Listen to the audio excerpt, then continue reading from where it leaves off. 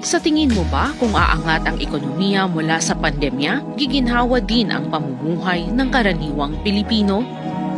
Umaasa ka ba na ang mga susunod nating lider ng bayan ay tuloy-tuloy na maibabangon ang kabuhayan at ekonomiya mula sa pandemya? Sa tingin mo, ano-ano ang dapat na pagtuunan ng pansin ng susunod na administrasyon para maiangat ang ekonomiya? Matinding pagsubok ang muling pagtaas ng mga kaso ng COVID-19 sa pagpasok ng 2022 at sa mga kaakibat na lockdown restrictions nito, ang krisis sa kalusugan ay muli bang magiging krisis ng ekonomiya? Pamumuhunan sa pag-angat at pagbabago ng ekonomiya. Bahagi ng #Filipilunas 2022 webinar series ngayong February 21, alas 9:30 ng umaga.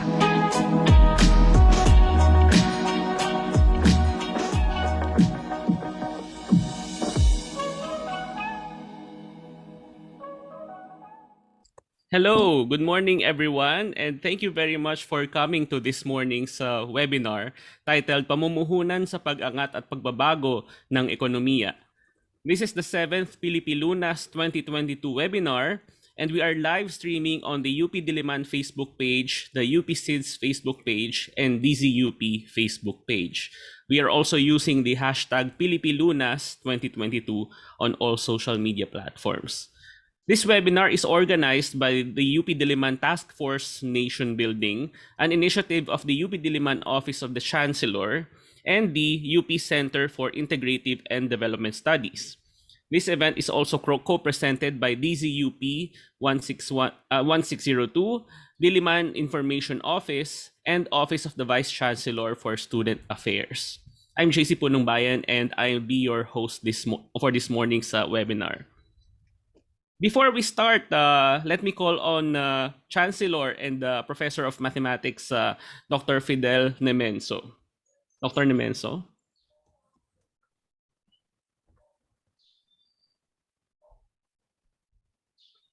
Salamat, JC. Good morning, magandang umaga sa lahat. It is my pleasure to welcome you to today's webinar on economic recovery and transformation.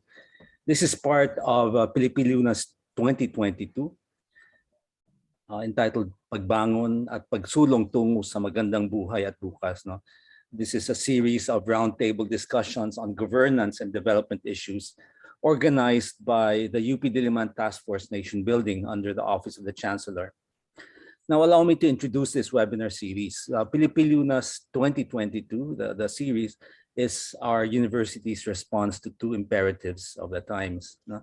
The first imperative is the COVID-19 pandemic, which has exposed the vulnerabilities of the Philippine state and the development pattern. The economic and health crisis brought about by the pandemic is a reminder of the need to strengthen state capacity, especially in the delivery of health and other social services on one hand, and to deepen and broaden the domestic foundations of growth on the other. The second imperative is the coming national and local elections and the turnover of political power to a new, if not different, set of leaders. You know, elections are always deeply consequential, but this electoral exercises this coming May come in the midst of a deep existential crisis, and this has heightened debates on policy and the political platforms. And the reason why we respond to these imperatives is because nation building has always been at the core of our university's mission. We were founded on the idea that a modern nation needs the contributions of its people, and that the National University, UP, with its threefold mandate of teaching, research, and public service, is perhaps the central institution delivering on this need. Last year,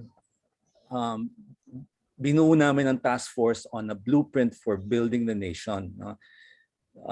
Ito ang nagsasagawa ng inisyatibang pinangalan naming Pilipilunas 2022. This task force coordinates with the faculty and researchers from different units in UP to reflect on the state of our nation and to present a multidisciplinary approach to problem solving. From the series of roundtable discussions, we will draw up a governance agenda that we hope to contribute to the national conversation leading up to the May elections and beyond. We want to impress on our policymakers and the public UP's readiness to help our country rebuild our political, economic, and socio-cultural institutions on more sustainable and equitable foundations. So the series was launched last August 2021 with a webinar that set the tone and frame for the series by asking the basic question, ano nga ba ang magandang buhay at bukas para sa mga Pilipino? This was followed by 5 webinars on the public transportation sector, electoral and political reforms, a webinar on local governance that the webinar reviewed the 30-year-old local government code. Then the next webinar was on strategic Philippine foreign relations. And the last one, held in early February, was on higher education in the next normal. For today's webinar entitled Pamumuhunan sa Pag-angat at Pagbabago ng Ekonomiya, we focus on the economy, battered during these last 2 years by the pandemic. Our distinguished panelists and discussants will help find answers to the following questions. What is the immediate and long-term future of our economy and its component sectors? What are the opportunities for the economy's recovery and transformation? What are the obstacles? What policy interventions are needed to hasten recovery and transformation? Ayan. So I'd like to thank the UP Diliman Task Force Nation Building and its chair, Dr. Tonet Raquiza, professor at the UP Asian Center, for organizing the Pilipilunas 2022 webinar series. Thank you for the convener of today's webinar on economic recovery and transformation, Dr. Joseph Capuno, professor of economics, and also a member of the task force. Of course, our moderator, JC Punong Bayan. Salamat din sa aming mga partners sa project na ito, DZUP 1602, the UP Diliman Information Office, and the Office of the Vice Chancellor for Student Affairs. Finally, I'd like to thank our panelists, Dr. Renato, Reside, Dr. Cielo Magno, Dr. Adrian Mendoza, and our discussants, DTI Undersecretary Fita Aldaba, Dr. Butch Montes, and Dr. Renato. Again, to everyone, I thank all of you for joining the webinar, and I hope to see you again in the 2 other webinars scheduled next month. Maraming salamat at magandang umaga sa ating lahat. Thank you very much, Chancellor Nemenso. As you mentioned, this discussion really comes at a very good time. We have an upcoming political transition, and we'd like to know what we can do for the country's and the economy's recovery moving forward. Okay, so before we get into the discussion, I'm sure everyone is excited. We have a distinguished panel of economists in and out of academia to discuss the economy and our prospects. We just like to remind you of the following. If you have questions later on, we have a Google form link that we will be sharing with you, and you can use that to post your questions. We would prefer if you post your questions there instead of the Q&A box here on Zoom. And later on, we will be reading them in the open forum. We also encourage everyone to use the hashtag Pilipilunas 2022 when you share our event on different social media platforms. Maybe we can share with you the Google form link. Oh, there it is. It's already in the chat box here in Zoom, and later we'll share that again. And we're showing that now in this slide. Please use this Google form to submit your questions as we move on with the discussions. There we go. Thank you. Okay, so let's get into the discussions and start with our 3 main speakers, who will be followed by 3 discussants and then the open forum later on. So let me start first with our first speaker, Dr. Renato E. Reside Jr. Dr. Reside is a graduate of Fordham University in New York City. He teaches money and banking and macroeconomics at the University of the Philippines, Diliman School of Economics. He's presently doing research in the areas of macroeconomics, taxation, and pensions, and provides occasional advice to the national government agencies on matters related to taxation and growth. So please join me in welcoming Associate Professor and Dr. Renato E. Reside Jr. Good morning, everyone. I hope my audio is okay, and I will be sharing my video. I'd like to greet Professor Nomenso, Professor Rakiza, my co-panelists, and also the reactors. Thank you and also everyone else for coming to this forum. All right, so my presentation is entitled "The Philippines Present Prospects and Possibilities." I mentioned to JC earlier that this was 4 Ps by no accident, by accident. So let me start. The motivation. Actually, I've been doing several presentations already regarding what might the next administration want to do.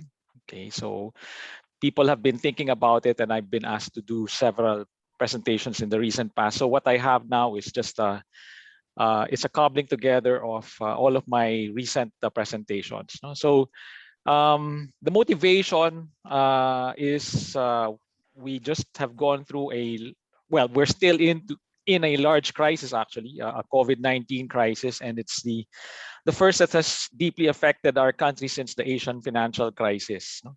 And it's the biggest crisis our country has faced, actually, since before the EDSA revolution during the Marcos years, no? 1984 and 1985.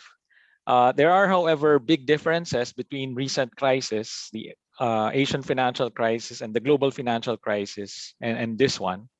The evolution of these crises are very different from the present. So necessarily, the policy prescriptions are also different. And also at the same time, our country is in a very different state also from these past crises. No? The Asian financial crisis and the global financial crisis were more financial crisis, whereas this one related to COVID-19 is more of a crisis that evolved from the real sector that led to rapid reduction in aggregate demand and aggregate supply. And concerns have also been raised that the Philippines has been borrowing much to finance expenditures necessary to keep households and businesses afloat in the past 2 years, actually. Including moving forward, I foresee we'll probably need to borrow as well. No? So we need to check how sovereign fiscal risk is evolving. To gauge fiscal risk, one of the things that I have done recently is to determine what's called the debt stabilizing primary balance that the government has to run to keep the debt from growing. So this is what kind of a surplus or deficit our government needs to run in order to keep our national debt from rising. And this is a fairly straightforward exercise. I use formulas and Philippine data to gauge this. So the recent performance of our country looks like this. So the 2021 performance I'll show you in the next slide. So from 2019, our real GDP went down by about almost 10% in 2020, and then we experienced a lot of unemployment. Our government was also compelled to issue a lot of debt because of the need to finance assistance packages and stimulus spending. So the assistance packages would be the ayuda to both the firms and the households. And then the stimulus spending consisted of the bayani, was embedded or is reflected in the bayanihan laws. No? So of course, our fiscal deficit widened, and now our debt to GDP ratio is now at around 60% to GDP. It's actually a similar ratio to what some countries near us or similar to us have at the moment. No? But it's also nowhere near the heavy debt burden ratios we had during the Marcos regime. No? So our country is at a, I would say, is at a somewhat important fiscal phase right now, and I'll talk a little bit about it in just a while. So our country posted a 7.7% real economic growth figure in the fourth quarter of 2021, and resulting in a 5.6% full year growth in 2021. So our growth rate in 2021 is 5.6%. Now that's the you can see the last observation there, the 7.7. That this is quarterly growth. And as you can see, our country's real GDP growth year on year on quarterly basis really plunged during the height of our pandemic. Part of the reason you're seeing the big plunge is because of the very strict mobility restrictions. So because you have strict mobility restrictions, nobody can go to work, nobody can go out to shop to buy anything. So that kind of reached its the lowest point in the second quarter the second quarter of 2020, and so we've been kind of recovering. At the same time, we definitely went through a phase where we can definitely say we are at a recession, and fortunately we've kind of bounced back in the last few quarters to post positive quarterly growth rates already. However, the next figures will also show that this is per capita. The one in this comes from PSA, by the way. When you look at per capita real GDP, we are nowhere near our 2019 level. The 2019 level of per capita real GDP is way higher than our per capita real GDP at the moment in 2021, as of end 2021, and so we're not even at the 2018 level. So the point is, we've lost a lot of income, we've lost a lot of employment, and what we might want the next government to do is to try to recover more of that and try to find a way to stimulate our economy so that we can get back to where we were at least pre-pandemic. But nevertheless, all of the income that was lost is lost already. And even though we have positive quarterly growth rates in real terms right now, to me it really it's a little bit like more reflective of base effects for the most part up to now. Okay, because industries are just starting to recover, and then even the figures at end of 2021 don't really capture also the Omicron, the effect of the Omicron surge on our economy in this quarter. So that still has to be kind of factored in, and so the slowdown in our growth is real. It's very significant. A lot of people got unemployed. A lot of people also got underemployed, meaning when you're underemployed, you are defined as looking for additional work, looking for additional hours, or looking for additional income, basically. So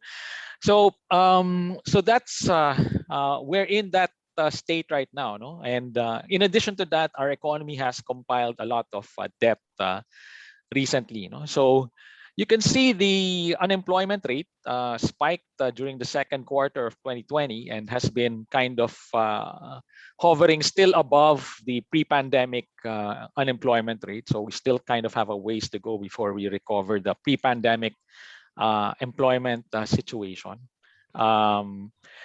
So we're at that kind of fragile state. Now, when I look at government spending figures, so to address the fall in our incomes, the government tried to stimulate our economy, and the law that embodies the stimulus was really the Bayanihan 1 and the Bayanihan 2 laws. Despite the big fall in our income, our government stimulus has been kind of modest. So when I compare our demand side stimulus, meaning the additional government spending that took place, during the pandemic, it's still kind of modest relative to our neighbors. No? And this has some consequences because I found I've done also some regression analysis looking at what accounts for higher growth rates within the pandemic period. I've also found that higher government spending during the pandemic period correlates with higher growth within the pandemic period. So stimulus packages matter. And if your stimulus is kind of modest, your growth rate will also be highly likely to be modest relative to your peers. And in fact, our growth rate and our recovery has been kind of well, during the pandemic period, and especially during 2020 and 2021, has been somewhat slower than other countries that are similar to us in ASEAN. Okay.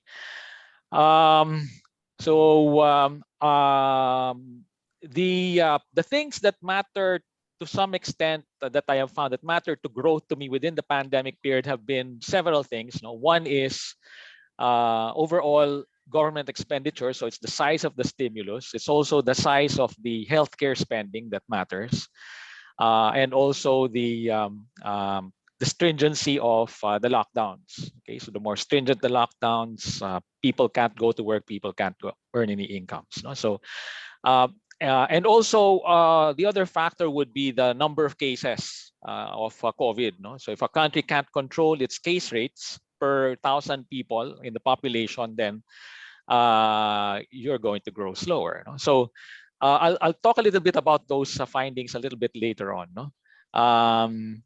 So notwithstanding the fact that our stimulus was modest, our debt to GDP ratio is rising, and this is our graph of debt to GDP ratio. So you can see that this should be updated a little bit, but at the moment it's quite around 60%. So of GDP. Okay, at the moment. So that's our debt stock. Okay, and there are several risks associated with this. So if your debt is growing, then you're vulnerable to rising interest rates, which might happen in the near future because the US might reverse its current easy monetary policy stance, and also everybody else in the world borrowed, not just us. No? So, and also there might be a depreciation risk. So our debt is denominated in US dollars. So if the peso depreciates, there's a risk of our national debt rising also. And also apart from those things, you have our other fiscal risks. No? So if we don't collect enough government revenues, we risk our debt rising further. Okay, so I'll talk about these things more. Okay. So as I mentioned here, a large amount of debt can create a distortion in decision making. Okay. One distortion is called a debt overhang. If existing debt grows so much that default risk increases, and this distorts a country's incentives to invest, causing it to forego projects with otherwise higher social returns. But my sense is because of the structure of our economy right now, and also the latest data that is coming in, I don't think we are at this point yet.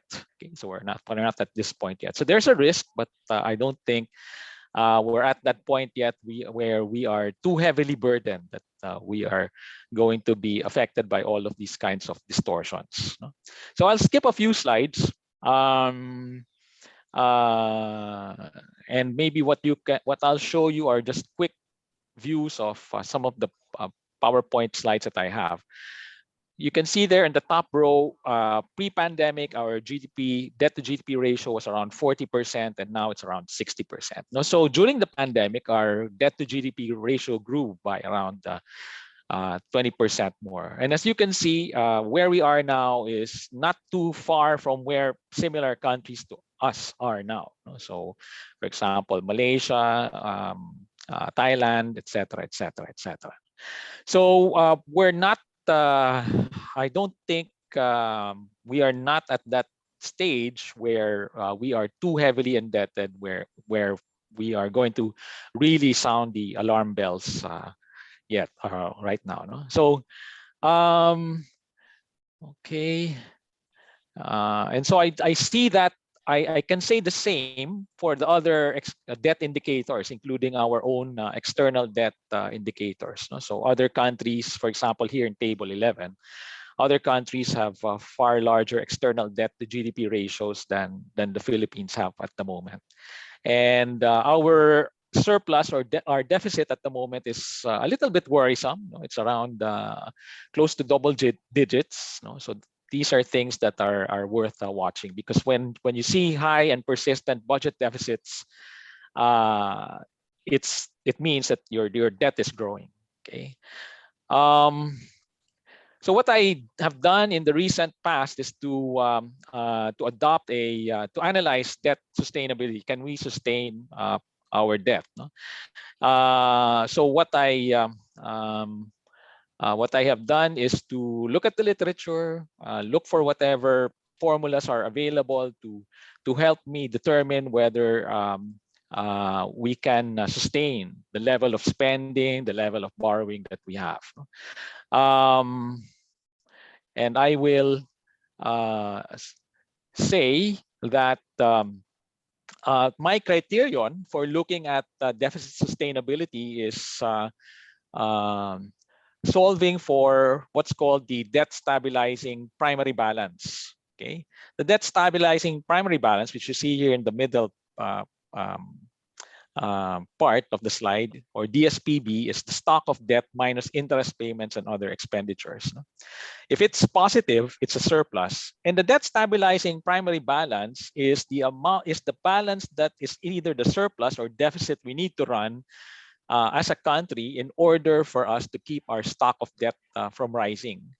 And the debt stabilizing primary balance is a function of the weighted average interest rate on foreign and domestic loans or borrowings of our country, the exchange rate, okay, real GDP growth, and other government expenditures, including contingent liabilities. So if our exchange rate depreciates, if interest rates go up, then that will just raise the primary balance or the primary surplus we need to run in order to keep our debt stock from rising. And also if we have other surprise kind of expenditures, no?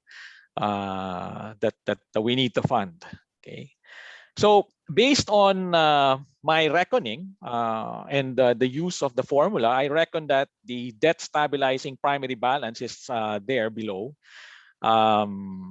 At the end of the table, it's around 0.33% of GDP. So I'm finding that we need to run a 0.33% of GDP surplus in order for us to keep our stock, our debt stock from rising, because right now it's rising. Okay, so the primary balance or surplus that keeps debt from growing is around 0.33% of GDP. Now, this can be this is in light of the fact that the government has been running primary deficits since President Duterte assumed office. So the last time we ran a primary surplus was during the Aquino administration. So simulation suggests that the easiest way to stop debt from rising is for the country's GDP to grow, because growth increases the tax base, which increases the tax collections of the country. Okay, so the more rapid the growth, the more the increase in debt can be contained. Okay. So also I have these simulations of the debt stabilizing primary balance, keeping other variables constant. So I guess I can just talk about this later on. The simulation suggests that modest improvements in economic growth can lead to a switch in the sign of the debt stabilizing balance from surplus to deficit. So, in other words, if we can grow more steadily and more persistently and more consistently, it can actually lead to a reversal of the balance that we need to run, no? From surplus to deficit na lang. So we can, in other words, we can live with the deficit provided that we grow fast. Okay, so growing fast can lead to a relaxation of the government budget constraint. So we need to look for growth-enhancing expenditures and other policies that enhance growth. And in this light, what USEC Fita Aldaba is doing at the DTI would be very important, because we need to find, we need to look for the kinds of investments and expenditures that fast track our growth. Okay. At the same time, we need to look for revenue generating measures apart from relying on economic growth to keep our debt from growing. And again, so we need several things, no, to keep our debt from growing. We need to grow fast. We need to also make sure that there are accompanying revenue measures that will allow us to repay our debt and to fund productive government expenditures moving forward. Okay. So other factors that will keep debt from rising would be domestic and foreign interest rates. So to the extent that they're still low, we can keep our debt from rising. Also, a sharp depreciation of the peso can present a fiscal risk in the future, or more, and also more lockdowns in the future. And other factors that will slow down our growth, the inability to contain future outbreaks. No?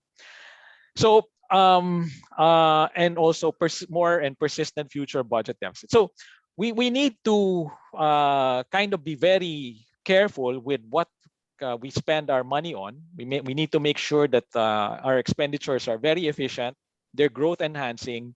And as I said, based on my regression analysis from before, we need to have a probably modest stimulus to the extent that we can fund it.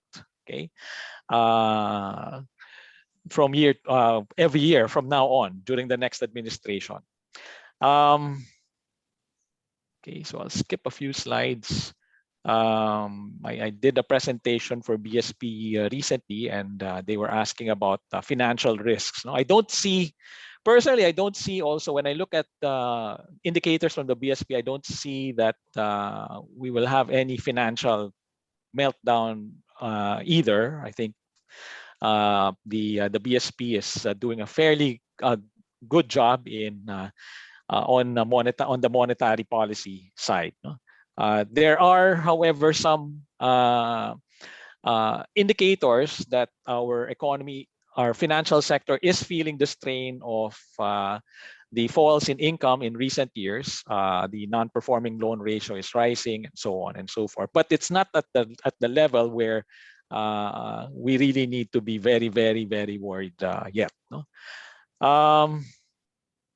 So as I mentioned, I did run recently cross-country regressions to determine factors that explain economic growth within the pandemic period.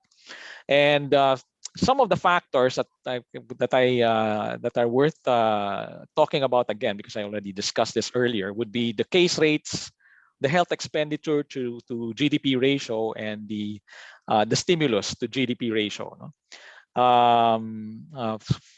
And so these things affect economic growth within the size of economic growth within the pandemic period. And then the factors that determine the duration of recessions would be case rates. So if you can't control the cases in your country, you can't contain the number of people catching COVID.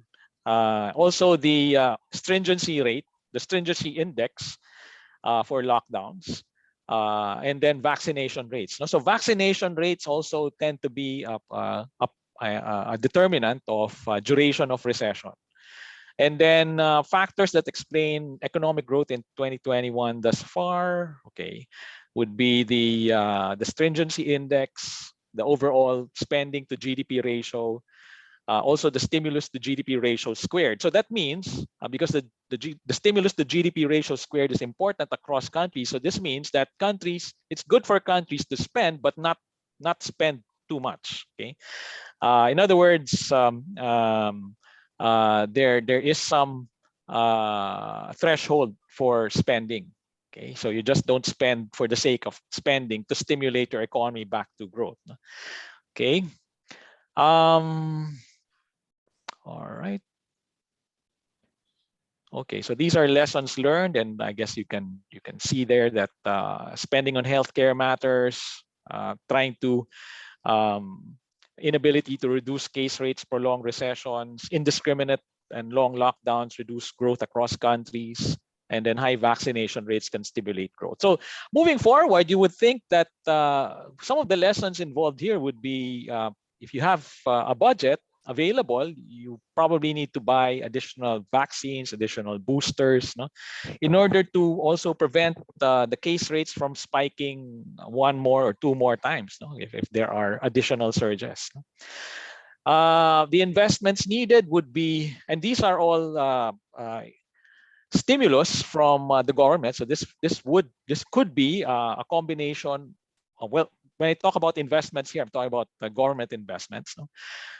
Infrastructure, so roads, ports, better telecoms and internet infrastructure, possibly public funds for retraining workers and firms to adapt to changing business conditions, making the health sector more resilient to shocks, preparing for future waves. Also, investments are needed probably in Region 5 and in the other poorer regions of the country like PARM to sustain the peace dividend. In education, also, we need to recover human capital lost through people not attending classes for extended periods, training programs lost. We need to stimulate interest in science and technology for the future. We also need to provide greater student access to computing and online technologies, R&D in many areas to improve productivity in many of our manufacturing sectors. So again, for DTI, also in medicine, vaccines, and then upgrade authority of or the ability of tax authorities, namely the BIR, and to tax digital transactions. So let me go quickly here. The primary risks in the Philippines would be low GDP growth, fiscal risks, external risks. And so the biggest risk appears to be protracted, uneven, and slow growth. No? So I'm moving quickly. My sense is that we can afford to borrow a little bit more for productive expenditures, but monitor potential increase in interest rates as the country borrows more, and also monitor the exchange rate, and so on and so forth. Also improve spending efficiency, reduce vulnerability of the country to future infection surges.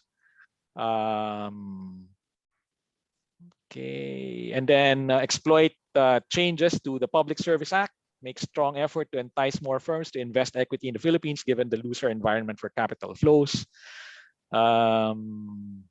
Okay, all right.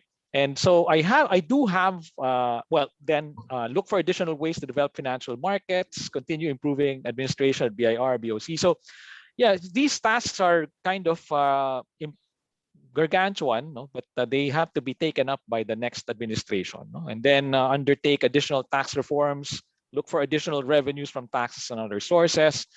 And some options for raising more revenues would come from the DOF website. No? So real property valuation reform, passive income, and financial intermediary taxation, motor vehicle users charge, and other taxes. So the government probably has to undertake another tax reform in the next administration. And then lastly, given the constraints, what kind of annual spending program or stimulus might be feasible? I also have done recent research on that. And my finding is that a fiscal stimulus that will support economic recovery would take the country reasonably close to also full employment, or potential output would be in the order of around the maximum of 2 to 3% of GDP per annum spread over the next 6 or more years. So this kind of spending program would allow us to slowly recover what we lost, and this would be somewhat feasible, no? 2 to 3% of GDP per year. And this figure takes into consideration what the multiplier that is related to the government spending itself. No? So I also computed the size of our multiplier. The proposed stimulus will likely raise the required debt stabilizing primary surplus over the next few years. So we need a combination of spending, tax reform, and also macro stability, and also growth. And to me, our growth needs to be around 7 to 8% per annum, if possible, or higher, to be able to lower the debt stabilizing primary balance to levels consistent with financing the required growth rates that that we have. So the 2 to 3% per year, that's just that's a suggestion. So we need to grow 7 to 8% or faster. So last year's full year 5.6%, that's not sufficient for us to stop our debt from growing. We need to grow faster, 7 to 8%. So so that would influence the kind of budgeting, spending policies that we have for the next administration. Thank you very much. Thank you very much, Renato, for that very comprehensive presentation. So as Dr. Reside has discussed, he underscored using data in the various regression analysis just how much ground our economy has lost owing to the pandemic and how slow our recovery has been compared to our peers in the region. He emphasized that there are some policy measures that can be done and implemented to manage the rising debt. And of course, health spending, vaccination, and lockdowns are, figure prominently when it comes to the economic performance of various countries. So thank you, Renato. Before we introduce the next speaker, just a reminder for the audience to submit your questions using the Google form link that we are sharing here. And we also put the link on the chat box. So that's bit.ly/Filipilunas Q&A. Kindly indicate your name, affiliation, question, and the specific speaker or discussant to whom you'd like to address your question. Okay, let's move on to the second speaker. We have with us Dr. Cielo Magno. Dr. Magno is an associate professor at the UP School of Economics. Her research interests include topics on taxation, natural resource governance, regulation, and civic space. She earned her bachelor's and master's degrees in economics from the University of the Philippines and earned her Ph.D. in law and public policy at the Northeastern University in Boston. Cielo? Thank you, JC, and thank you everyone for organizing this event. Let me share my screen. Okay. I think this presentation is a very good complement to what Renato has already presented. And I would also like to acknowledge my co-author for this presentation, Mr. Kevin Quizon. In Renato's presentation, I think he highlighted the importance of economic growth to be able to recover from the pandemic and to be able to improve the economic situation of the country. And one important element of economic growth would be attracting foreign investment. So globally, we can see the pattern that even before the pandemic, the flow of foreign direct investment has been declining. And it means that that pie where governments and countries will be competing is shrinking. So it's very important for countries to improve their situation to be able to attract greater foreign investment. This is also reflected, nakikita rin po natin to sa kasalukuyang sitwasyon sa Pilipinas na kung saan yung trend ng foreign investment natin is decreasing since 2017. Medyo tumaas na po ito ngayong 2021, ngunit decreasing pa rin ang pattern. Just to complement the local economic situation that Renato already presented with respect to export activities of the Philippines, makikita po natin that there's actually a consequence dun sa anti-democratic tirade of the current administration. We see increase in trade activities with China, but there's a significant decrease in trade activities with European Union. And while there's an increase in cumulative increase in trade activities with China, yung amount po ng increase na yon ng trade with China is not sufficient to offset yung loss ng economic trade activities natin with EU. Ito po, pinakita na rin ni Renato kanina, yung significant decrease in the GDP growth rates ng Philippines, especially during the pandemic. But what I want to emphasize is, as I said, if we're trying to recover or stimulate our economy, it's important that we also make our country competitive. But what is glaring in this graph is you can see how we are performing relative to other ASEAN countries. Before the pandemic, more or less, our GDP growth rate is up here. Ito pong kulay green. No? Pinakamataas ang GDP growth rate sa region in Indonesia, and second tayo. And then the pandemic happened. And tayo po yung pinaka-worst hit ng pandemic dito sa 5 countries na to: Indonesia, Malaysia, Philippines, Singapore, Thailand, and Vietnam. And in terms of recovery, from 2020, tayo pa rin ang pinakamababa ang GDP growth rate. So, ang pinaka-pangunahing argument ko po dito ay yung bad governance sa Pilipinas, at mamaya po ay ipapakita ko sa inyo ang data. So, itong pangunahing question natin, to ensure growth and development of the Philippines, what should the government or the next administration do or prioritize? So on that basis, we have 3 general recommendations. One would be institutional reforms. Second would be to strengthen social protection in the country.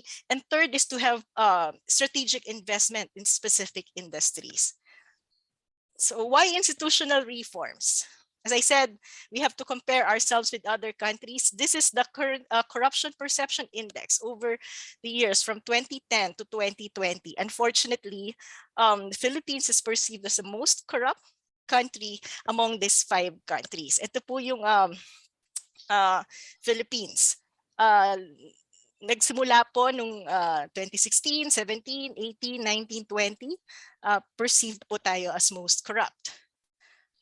With respect to voice and accountability, we're actually in a good position here, improving from 2010 to 2014, started to decrease from 15, 16, 17, 18, 19.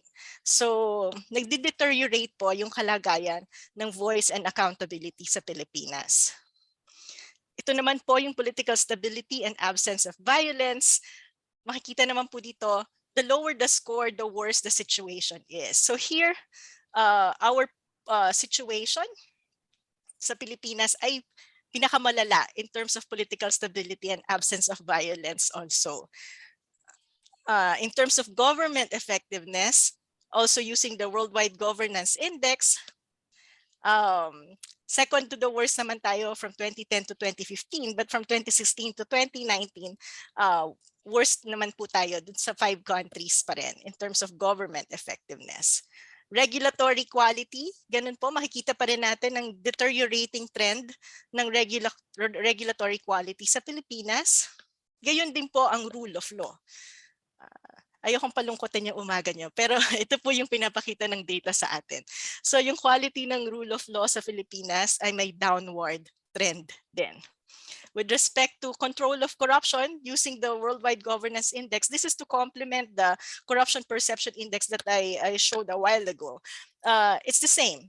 We are perceived as the most corrupt among the ASEAN 5. So the question is, how are we going to attract investment and build the confidence of investors in the country if the quality of governance in the country is so bad? Okay, with respect to freedom in the World Index, we can also see that political rights, civil liberties, and our overall score are also deteriorating. So in terms of institutional status, Philippines is lagging in terms of various dimensions of institutional quality. And this is very obvious in the past 5 years. So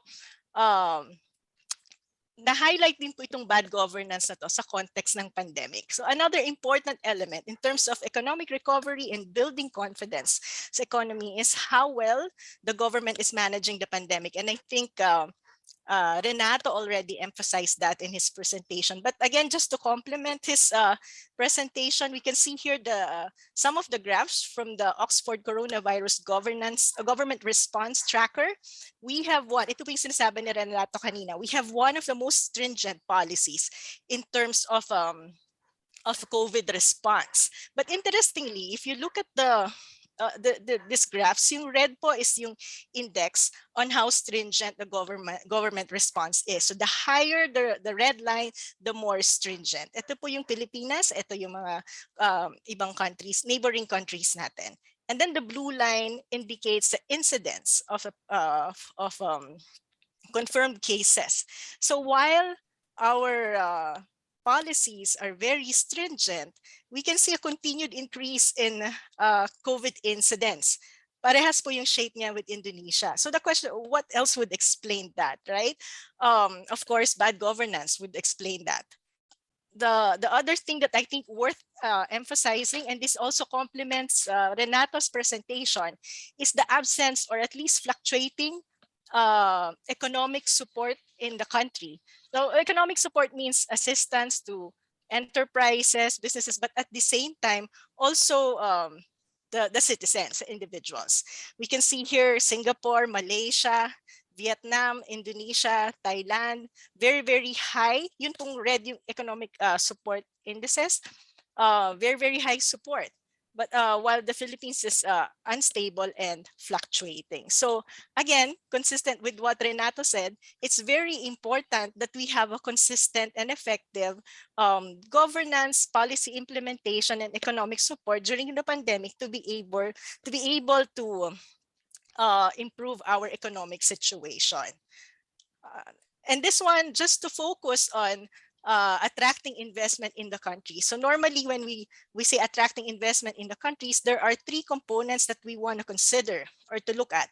One would be the macroeconomic conditions, which has several factors that includes natural resource endowment, human capital, infrastructure, economic growth.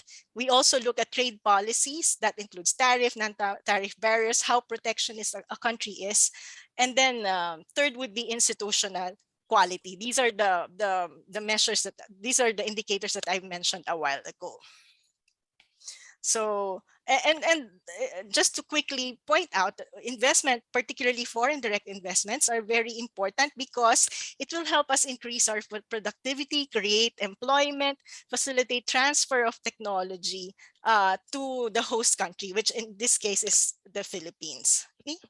So we did some econometric analysis to look at the impacts or the roles of this three main factors in terms of attracting foreign investments.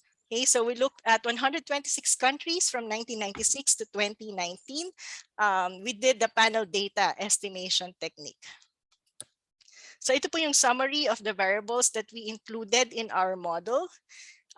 And these are the specific institutional dimensions that we considered. Ito po yung pinresent ko kanina. And just to quickly go over the results, in other countries, normally they would, in the previous studies, normally they would highlight that the value of institutional quality is more important for developed countries versus developing countries. But in our study, we see that the quality of infrastructure, domestic investment climate, the quality of human capital are all important in attracting investment.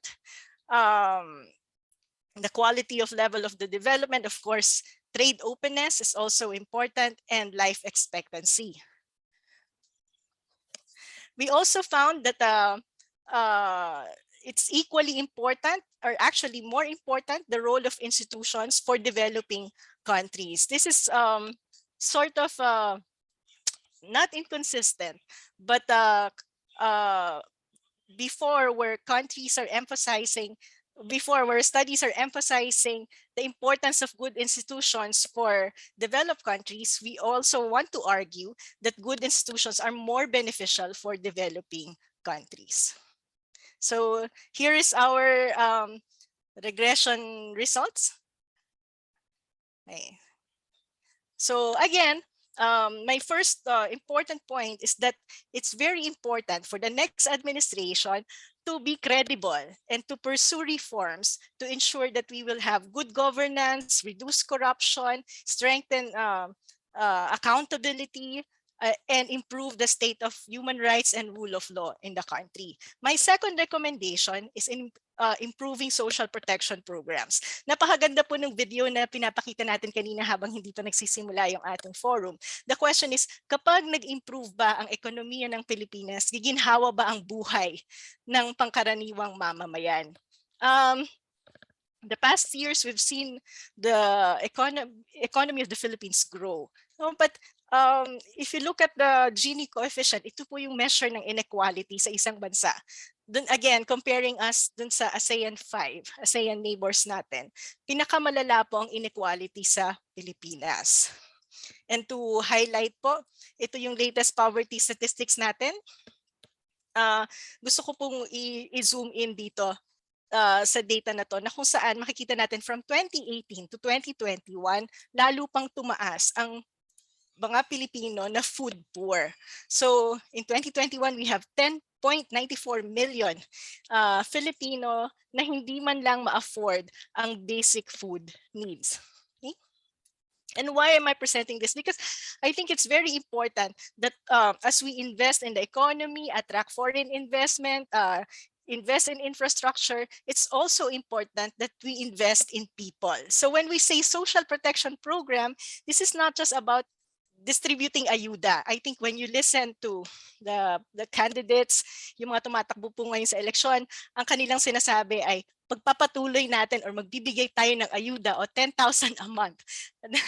I think that's not sufficient. Hindi po ito, we have to think of social protection programs that are accessible, equitable, comprehensive, and fair. What do we mean by that?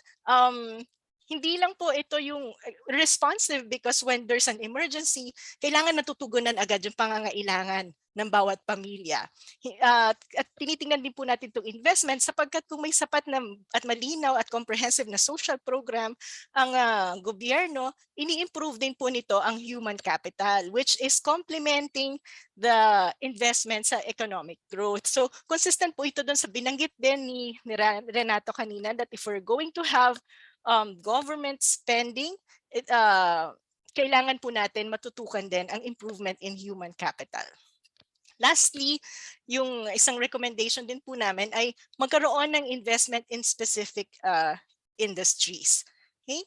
So with the COVID pandemic, we've seen that investments became scarce and that the Philippines would have to compete for the scarce investment, and we have to focus on certain sectors. What do we mean by a targeted industry? So we are looking at 3 parameters to consider in identifying which industries to focus on.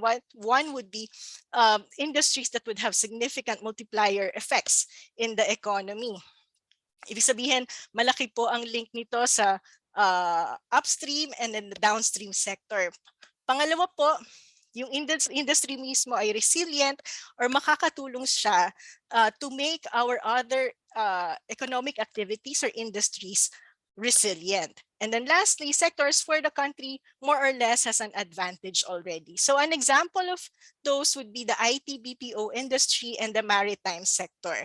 So in the IT BPO sector is one of our contributors sa economic activities of Filipinas. However, the performance of the sector has been declining in the past years, primarily because of a high cost of operations in the Philippines, high cost of limited infrastructure, declining quality of human capital, and again, concerns with governance in the country. Okay? Ito po yung comparative cost analysis natin. So makikita natin sa Philippines, while rent cost is low relative to other countries, the internet cost in the region is highest and electricity cost is also highest. When we said more or less may natural advantage tayo, we can see that the IT BPO sector has been is still increasing in the past years. So itong mga blue lines na to, yung graphs natin. Okay, yung revenue ng sector has been increasing, employment in the sector is still increasing, but the rate of increase has been declining in the past years. The status of the Philippines in this sector has also been deteriorating. So in 2016, we're number 7 in terms of global top destination for this sector. Pero bumaba po ito noong 2017, 2019, and 2021. Ganun din po yung positioning natin as a top city for outsourcing and digital services. Nandito po yung ating mga cities and you can see that their ranking ay nagsaslide pababa. Okay. With respect to human capital, the government used to invest a significant amount of money as a support to the sector to improve human capital. And here we can see the declining enrollees and graduates for the IT BPM related PVET programs. Ito po yung technical assistance na binibigay ng gobyerno in terms of scholarship, training sa sector. Nagkaroon din po ng shift in property demand. Ito, alam ko, naaalala niyo ito dahil nagkaroon ng mataas sa demand for property sa Metro Manila because sa pag-increase ng POGO activity. So dahil sa entry ng POGO activity sa Pilipinas, naka-apekto din po ito sa cost ng rent. Weaker digital landscape, bumababa din po ang ranking ng Pilipinas in terms of digital competitiveness. So while we are still there, more or less still competitive in this sector, it's very important that the government increase its investment in this sector, because we also saw in terms of their GDP contribution that only the IT sector actually has a positive growth during the pandemic. So it's one of the more resilient sector of the economy. The other one is the blue economy. Malawak po itong usapin na to pag sinabi nating blue economy. Ngunit may sort of advantage din tayo dito. The Philippines used to be top 5 in terms of global shipbuilding. But as of 2020, 3.4% of global shipbuilding na lang ang kinocontribute ng Pilipinas. But in terms of manpower, 400,000 Filipino seafarers are working overseas in 2013. Napakahalaga po sana ma-develop yung ating maritime sector because obviously we are a maritime country. We have a long coastline, and that if we consider the growth in this sector, it's encompassing because it will include fisheries, tourism, trade, and other economic activities. If we just simply look at the value chain of the transport system, it's not just the shipping, no? It includes managing of ports, production of vessels, intermodal connection, shipyards, repair facilities. All these things are connected to the maritime sector or the blue economy. So government investment in this sector will have significant impact to the growth of the economy. Also, if we improve our maritime transport, it can serve as a backbone in terms of improving other sectors also. So that includes agriculture, construction, MSME, retail, fishery, manufacturing, etc., etc. So just to quickly summarize the three broad points that we hope the next administration would prioritize would be: one, improving the quality of governance, rule of law in the country, address issues of corruption. Second is to have a comprehensive social protection program, invest in people also. And lastly, identifying, sort of really having a comprehensive industrial policy in the country. Maraming salamat po. Thank you so much, Cielo, for that great presentation. We're a bit pressed for time, so maybe we can move on to the next speaker immediately. But before that, just a reminder for the audience to keep your questions coming in using the Google form that we have put in the chat box. And someone was asking whether we will be uploading a copy of this webinar online. Yes, of course, on various Facebook pages as well as on YouTube. So for the third speaker, we have Dr. Adrian Mendoza. Dr. Adrian Mendoza is an assistant professor and associate director for research at the UP School of Economics. He obtained his Ph.D. in economics from UP Diliman in 2019 and is currently completing his Master of Statistics in the same university. His previous research covers topics ranging from household income diversification, manufacturing and trade participation of SMEs, technology and economic growth, innovation and internationalization of firms in global value chains, social upgrading in GVCs, trade wars, and the labor and trade impacts of COVID-19. So please welcome Dr. Adrian Mendoza. Maraming salamat, JC. So let me first share my slides.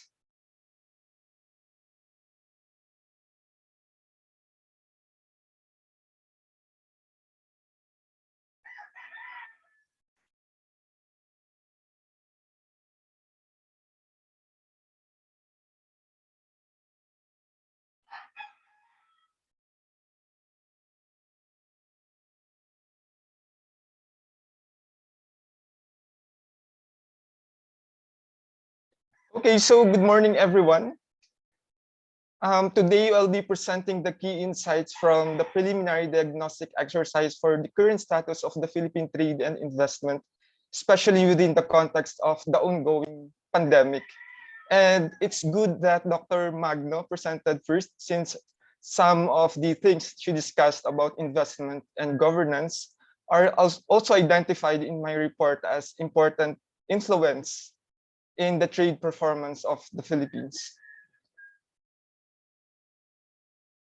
So the outline of my presentation is as follows. First, I will quickly go through the historical and recent trends in key competitiveness indicators of the Philippines. This will be guided by a diagnostic framework developed by Rice and Farrell in 2012. Second, I will discuss the underlying issues that explain the diagnostic results.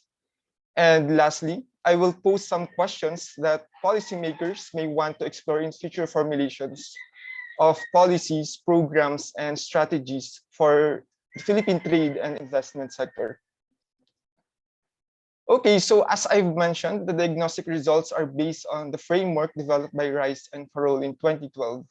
They decompose the sources of exports and growth into four. First, the intensive margin or the volume of trade. Second, the extensive margin or the number of export products and markets. Third, the quality margin or the level of sophistication of exported goods. And lastly, the sustainability margin or the entry and staying power of exporting firms and products. Just to give you an overview, these are the key variables that are included in this diagnostic exercise.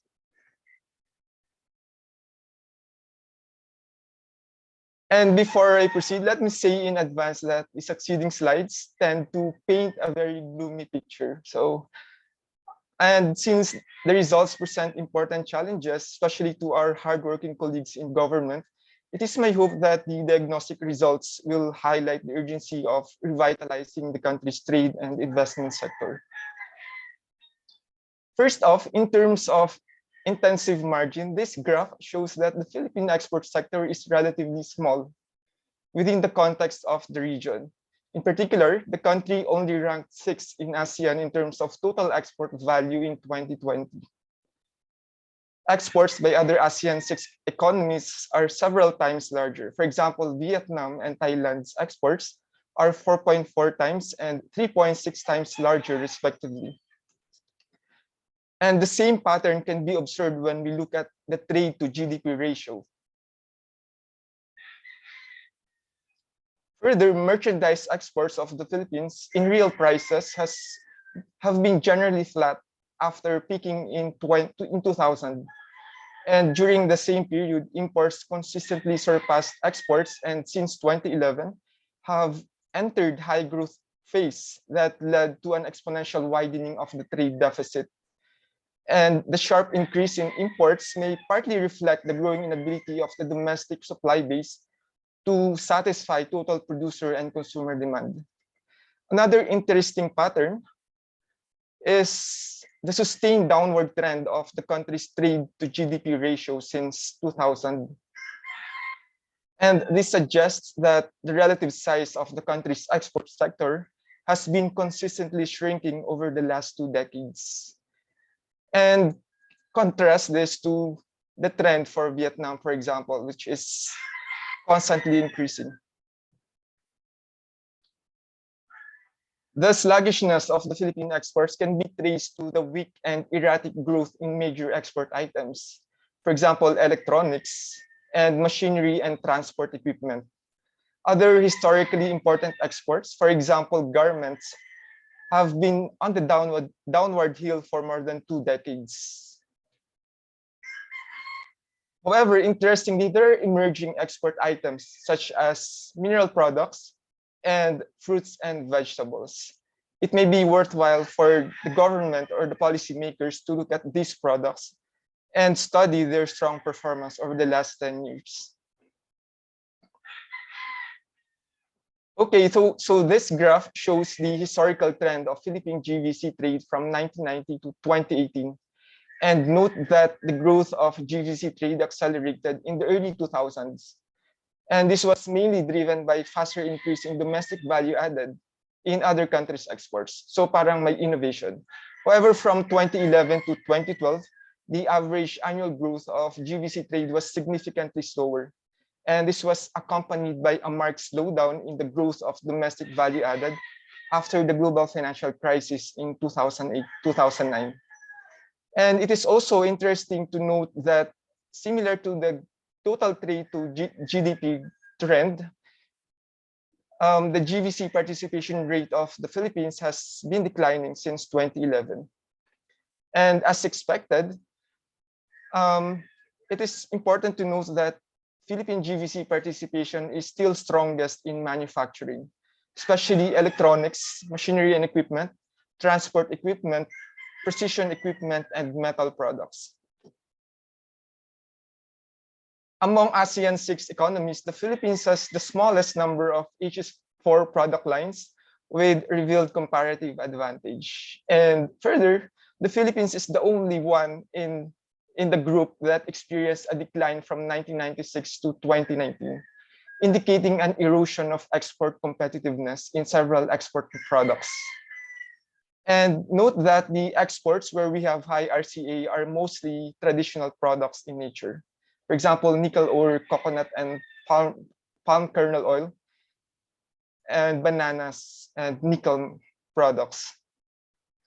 Another interesting pattern over the past 2 decades is that the country gained competitiveness in primary exports such as vegetables, food products, hides and skins, and minerals. And the data also confirmed that the competitiveness of textile and clothing has been eroded over the last 20 years. And lastly, it is important to flag that while the country has maintained a high RCA in machinery and electrical equipment, our major export sector, the sector's competitiveness seems to have weakened from 20 years ago. And it confirms our last graph on the trends of the major export items of the country. And in terms of the extensive margin, one striking feature of the Philippine export market is its lack of diversification, with the top 20 destinations historically accounting for more than 90% of the country's total export revenues. Similarly, the Philippines' export basket is also not well differentiated. The top 20 items normally account for more than half of the total export revenues of the Philippines. And this map on the right of the screen shows that the Philippines has the least diversified export basket among ASEAN 6 economies in 2019.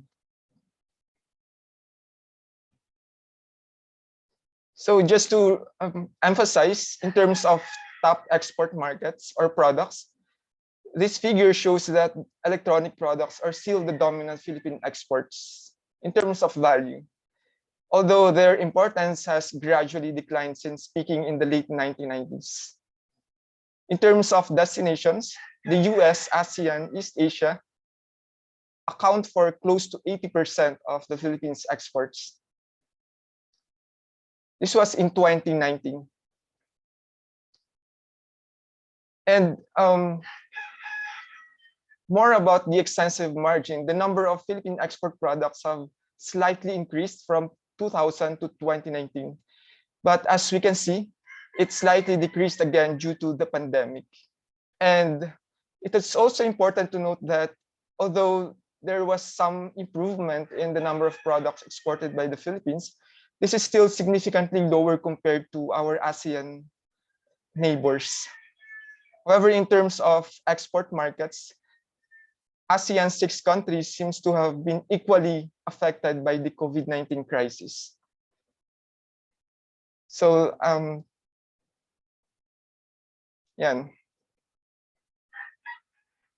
Okay, so this table shows that the growth of the Philippine exports between 2000 and 2020 can be mainly traced to the increase of existing products to established markets and not due to larger extensive margins.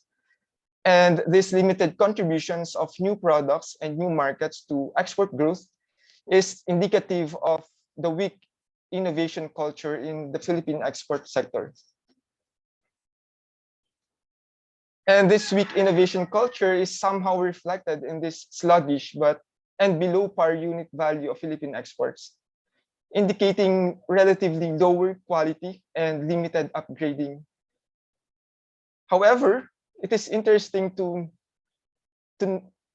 highlight that in terms of EXPY, which is an indicator of export sophistication, we have a kind of a different storyline.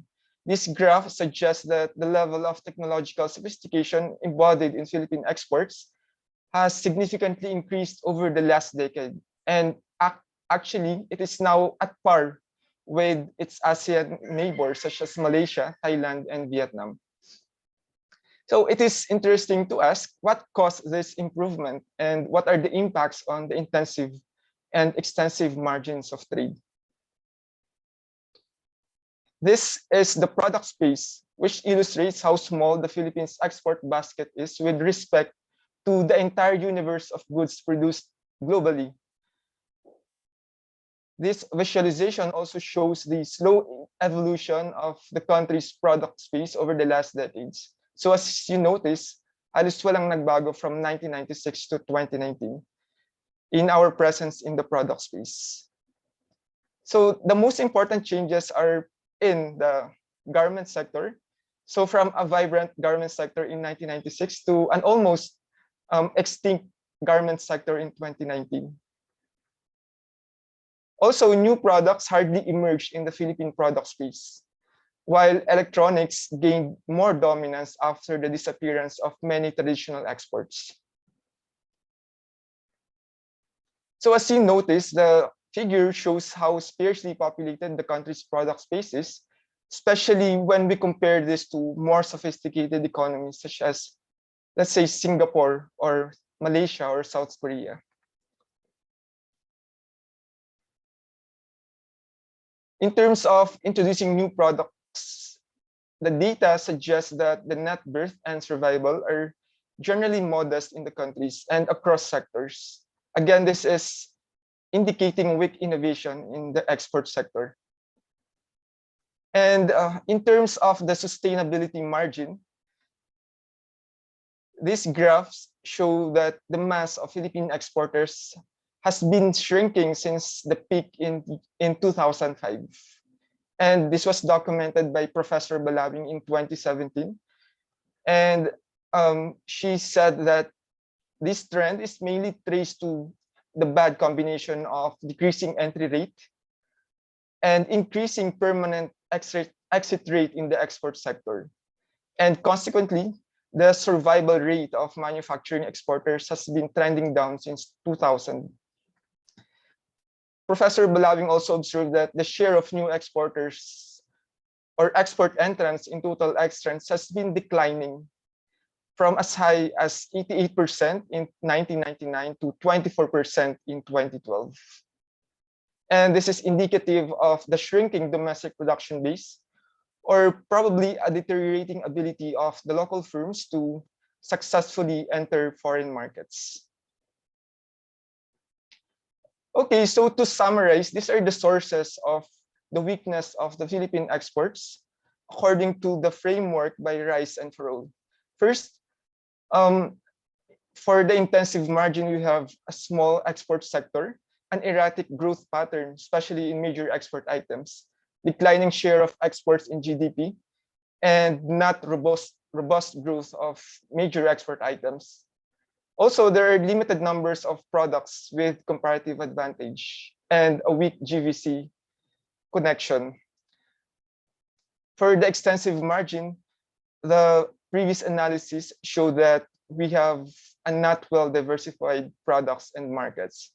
And the Philippines is exporting relatively fewer products to relatively fewer markets.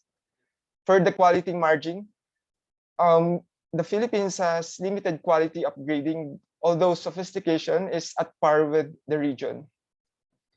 And there is limited presence in high-tech core sectors of the product space, which indicate weak innovation.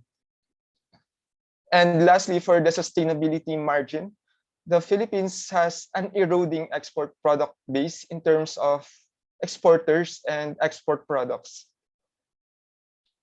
Okay, now let's go to the second component of the diagnostic framework of rise and fall, which suggests that the observed trends in the margins can be explained by some underlying developments in three broad areas, namely market access, supply side factors, and trade promotion infrastructure. In the next couple of slides, I will show some of the most important developments in these areas. In terms of tariff barriers, this graph suggests that the Philippine tariff rates have decreased significantly over the years and are currently below the world median. Similarly, the Philippines scores high in terms of the prevalence of non-tariff barriers, which means that these are not serious constraints to importing. However, the Philippines ranks low in terms of trade facilitation within the context of the region. In particular, if you look at the Logistic Performance Index in 2018, the figure shows that the Philippines lags behind its ASEAN 6 neighbors in terms of major aspects of logistic performance. For example, customs procedure, trade infrastructure, logistic quality, and competence. And as we all know, logistic support is an important determinant of the growth of the domestic supply base. And some studies actually showed that the internal transport cost has a significant negative impact on export performance. The increasing interconnectedness of productions in GVCs resulted in the close intertwining of FDI and trade. So if you recall the presentation of Dr. Magno, this is why it is important to solve the issues that are plaguing our relatively low attractiveness in terms of FDI. So in fact, multinationals often use FDIs to build production capacities in supply chains in countries that are participating in their GVCs. Unfortunately, this graph shows that the Philippines is relatively a less attractive destination of FDIs in the region. In particular, FDIs going to the Philippines are much smaller compared to, for example, the regional leader Singapore and also Indonesia and Vietnam. And some of these indicators have been covered by Dr. Magno, so I'll just summarize that various indicators point to the relatively low attractiveness of the Philippines as an investment destination. In general, the Philippines ranks low in these indicators in terms of, let's say, human capital and technological capital, competitiveness, institutional quality, and enabling environment, or yung sinasabi ni Professor Magno na governance.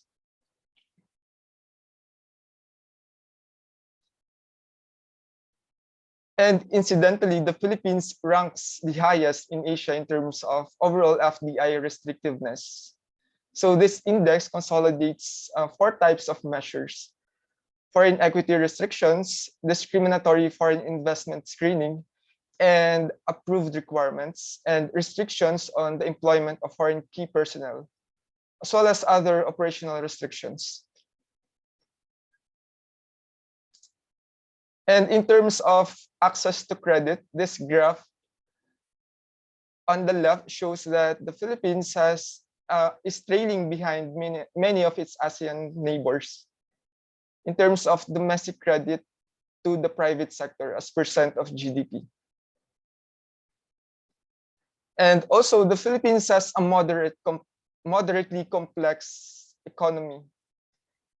However, we need complexity to be able to support sophistication and diversification in exports, which means that we need to invest more in technology and innovation.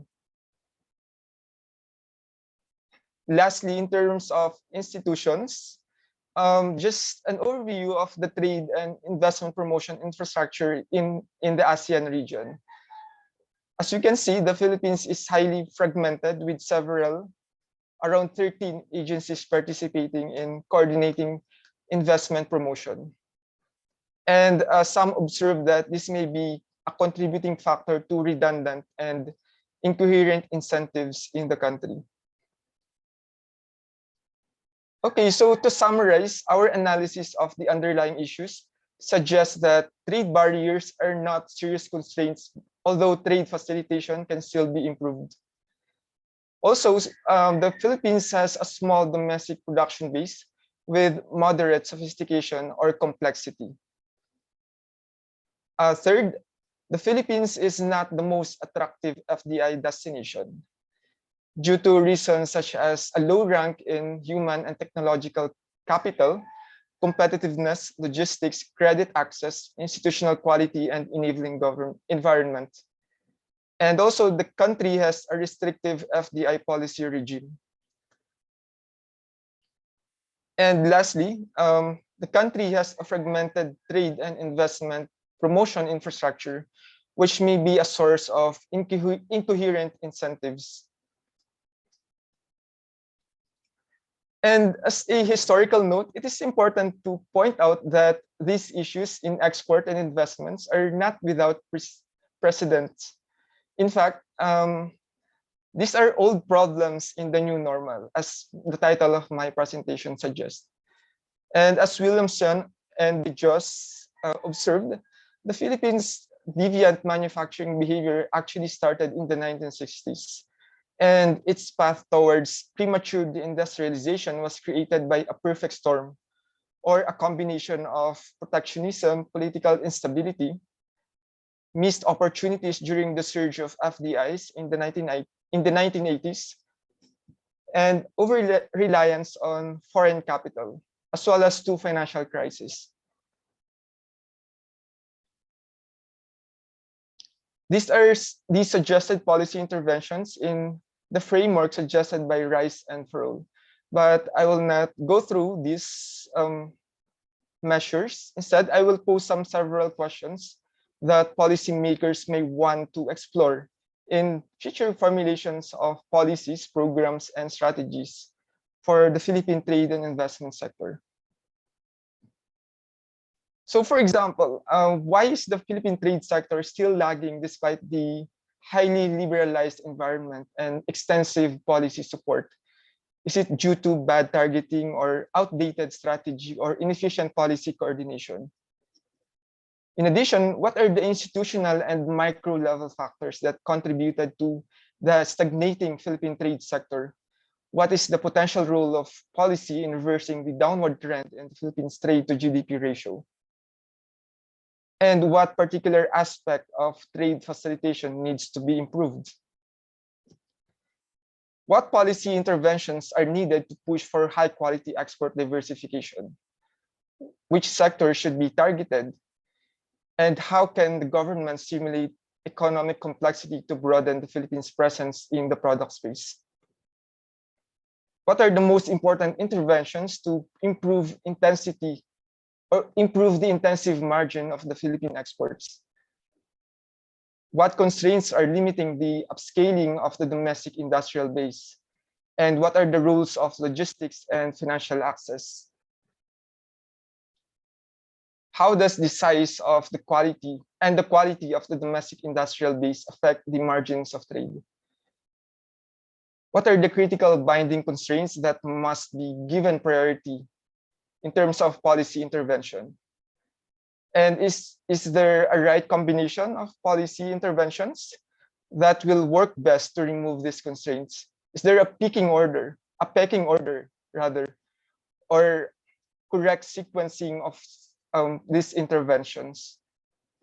What are the implementation bottlenecks?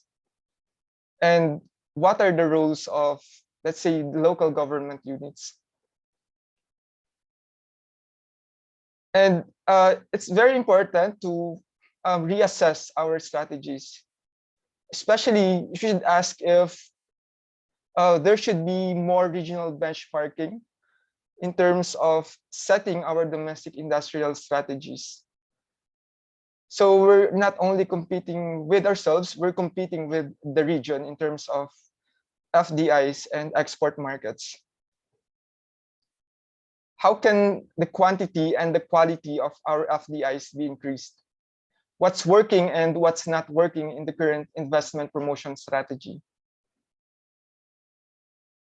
And what policy lessons can be learned from exporters that exited and survived the market? What factors affected their divergent fates in the export market? And what kind of interventions will increase birth and survival rates in the export sector? Finally, it is important to ask if there is a more appropriate model for institutional infrastructure to coordinate and implement our trade and investment policies.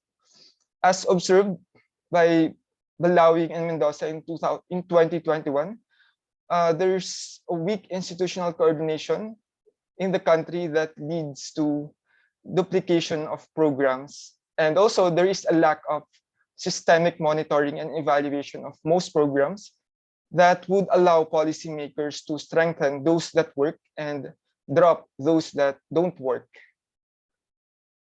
So that's all. Maraming salamat po. Thank you very much, Adrian. Okay, so before we move on to our distinguished discussants, let's first watch this video, Pulso ng Masa, prepared by DZUP, on how ordinary people think about issues revolving around economic recovery and transformation.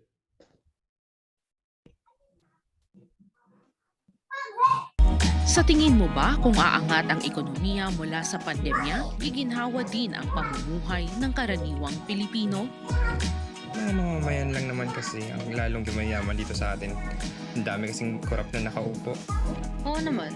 Basta dapat maayos ang namumuno sa atin. Siguro, depende na rin kung saan ilala ng administrasyon yung pondo eh. Umaasa ka ba na ang mga susunod nating leader ng bayan ay tuloy-tuloy na maibabangon ang kabuhayan at ekonomiya mula sa pandemya? Oo, kaya naman kung magkakaroon ng tamang pamamahala at may maayos na mabibigay sa ating mga kababayan. Depende. Kahit sino pang maupo sa pwesto, kung puro sarili lang na kayamanan ang iniisip, hindi rin tayo aangat. Oo, pero ang dapat maupo sa pwesto ay yung talagang may malasakit sa mga nasa laylayan. Sa tingin mo, ano-ano ang dapat na pagtuunan ng pansin ng susunod na administrasyon para maiangat ang ekonomiya? Trabaho para sa lahat, lalo na sa mga mahihirap. Taasan din ang sweldo ng mga nagtatrabaho. Pagtangkilik ng mga lokal na produkto sa sariling atin. Dapat wala ng tiwaling opisyal sa kakorupsyon.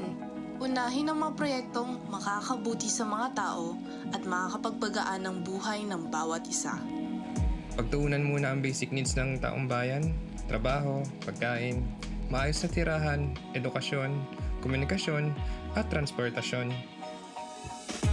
Pamumuhunan sa pag-angat at pagbabago ng ekonomiya. Bahagi ng #Filipilunas 2022 Webinar Series.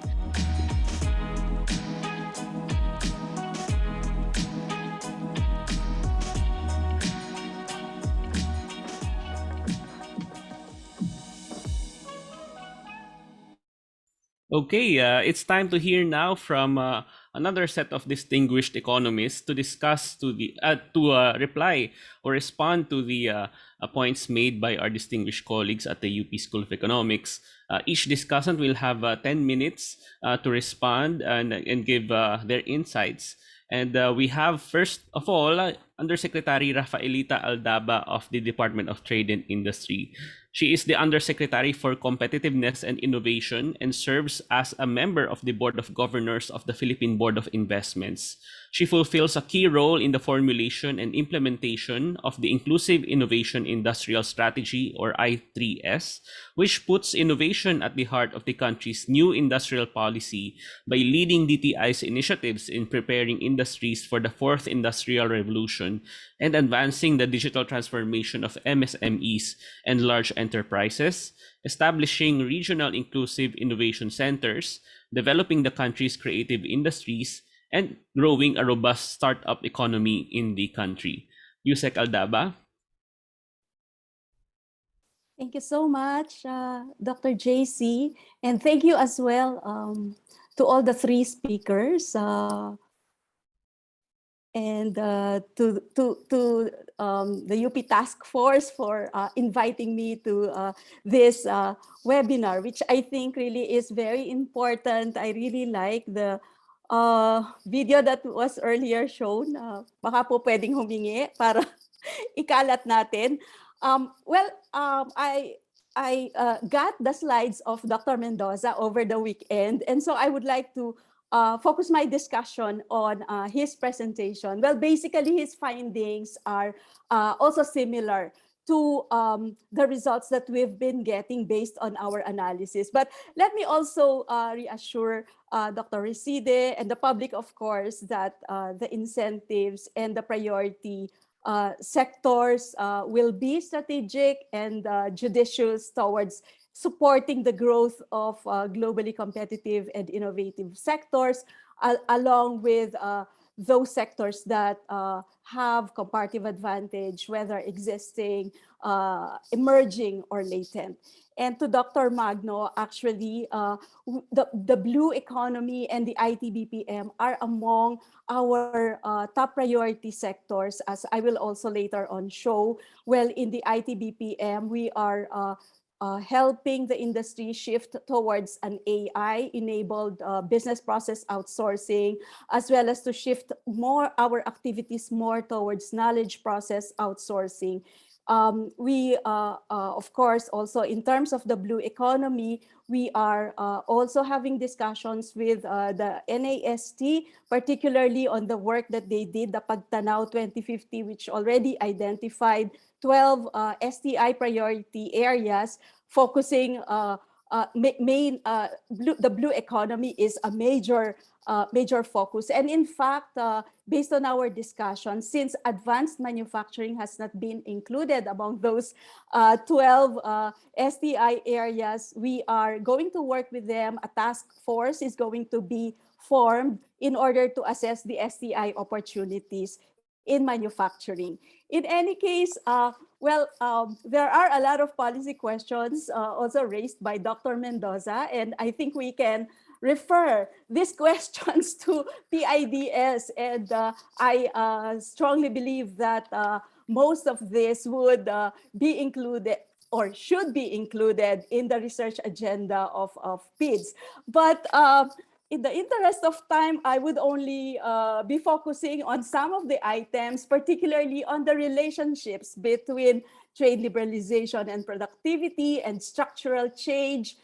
Some work that I did as well in terms of the determinants on the survival of firms. And then, of course, very important would be the connection between, or the relationship between trade, competition, and innovation.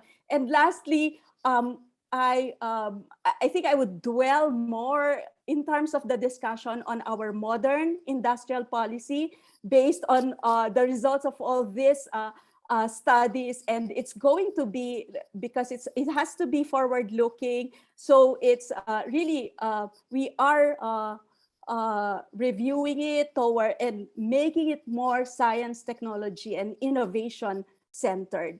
Well, just to respond to some of the questions. First, does trade liberalization increase firm productivity? I did some work as well in my previous life as a researcher. So based on a firm level panel data set covering 8 years during the period 96-2006, and looking at calculating or estimating total factor productivity along with effective protection rates as productivity and liberalization measures respectively. So as we all know, there was substantial liberalization from the late 80s to mid 90s, and because of all this trade reforms, our average tariff rate in manufacturing as of in 2004 was already very low at 6.76% average. And based on on this model that I used, that looked at the relationship between protection and total factor productivity. For the non-traded, I divided the different sectors into three groups: non-traded, import competing, and export-oriented.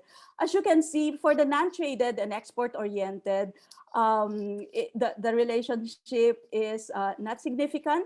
Although for import competing, the correct sign, we get the correct sign, and it is significant, but only at the 10% level.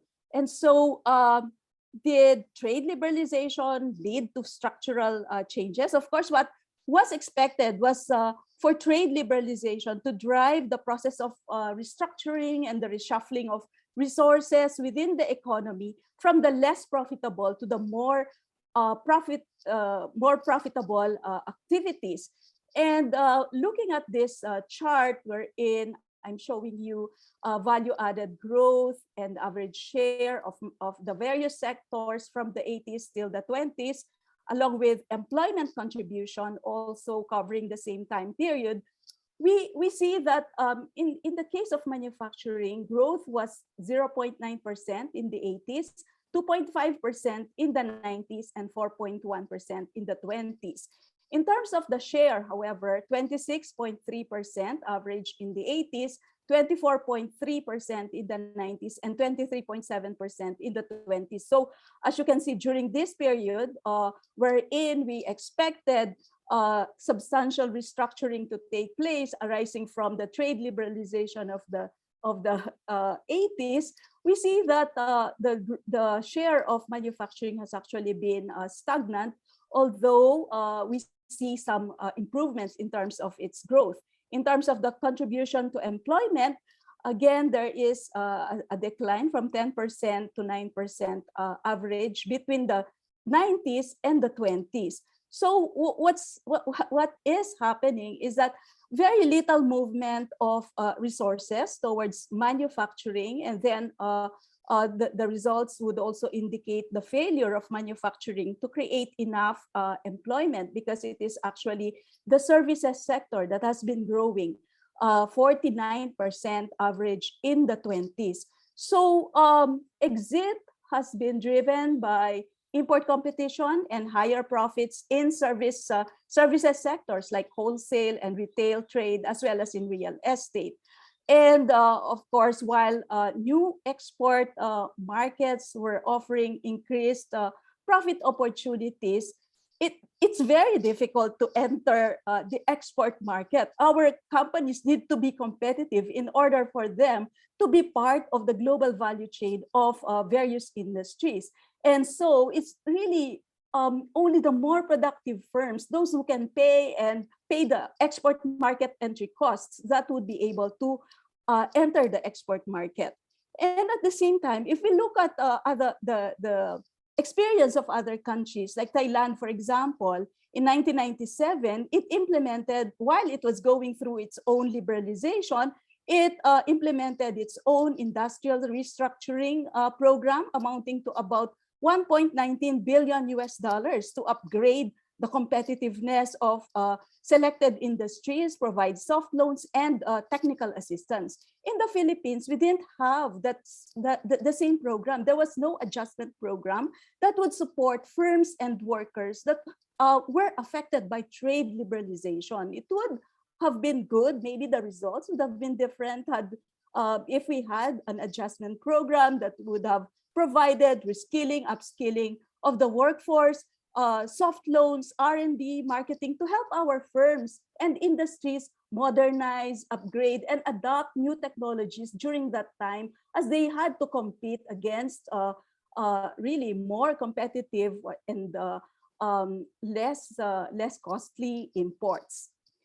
With respect to the relationship between liberalization and the survival of firms, I also did some work and two approaches, probit, using probit, as well as Cox-Hazard. And I have here the various determinants. The more important ones would be foreign ownership. This is important for survival. Firms that are older, larger, more productive, and again, I'm using TFP as my productivity measure, are less likely to die. R&D is also associated with lower hazard ratios, meaning they have a higher duration.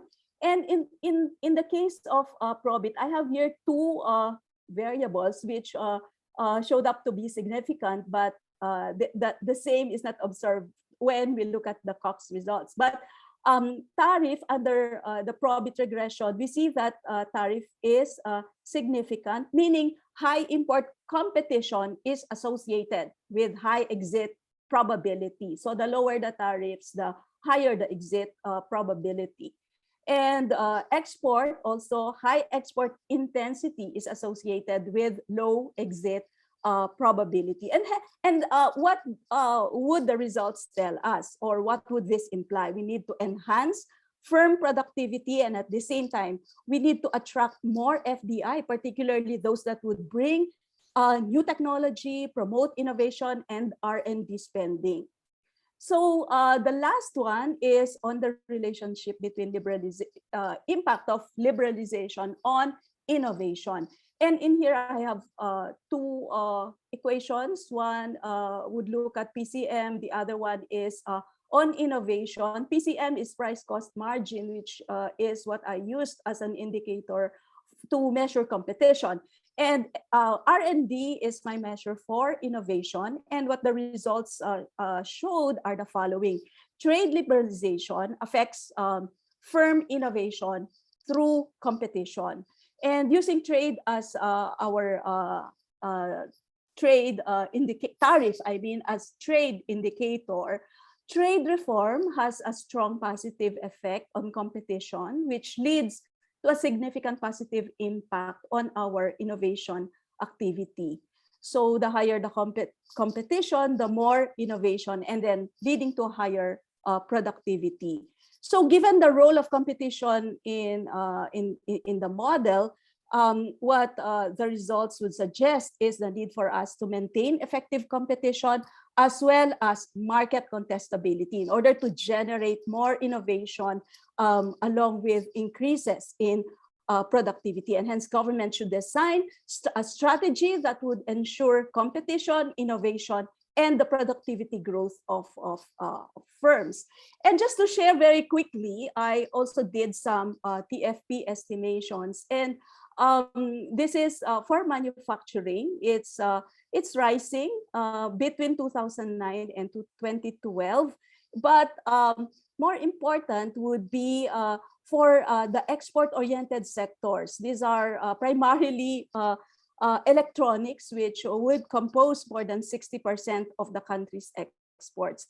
And you can see the remarkable performance, the upward trend from 96 to 2012 for machinery and equipment. For basic metals, electrical machinery, and apparatus, we can also see a rising trend from 2006 to 2012.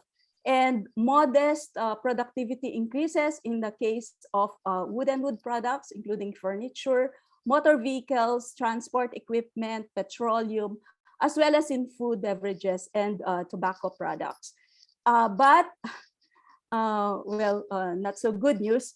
Poor performance in the case because of, I classify them as poor because of the performance that their performance is below the manufacturing average. And this would be for paper, for chemical, for recycling, as well as for textiles, wearing apparel.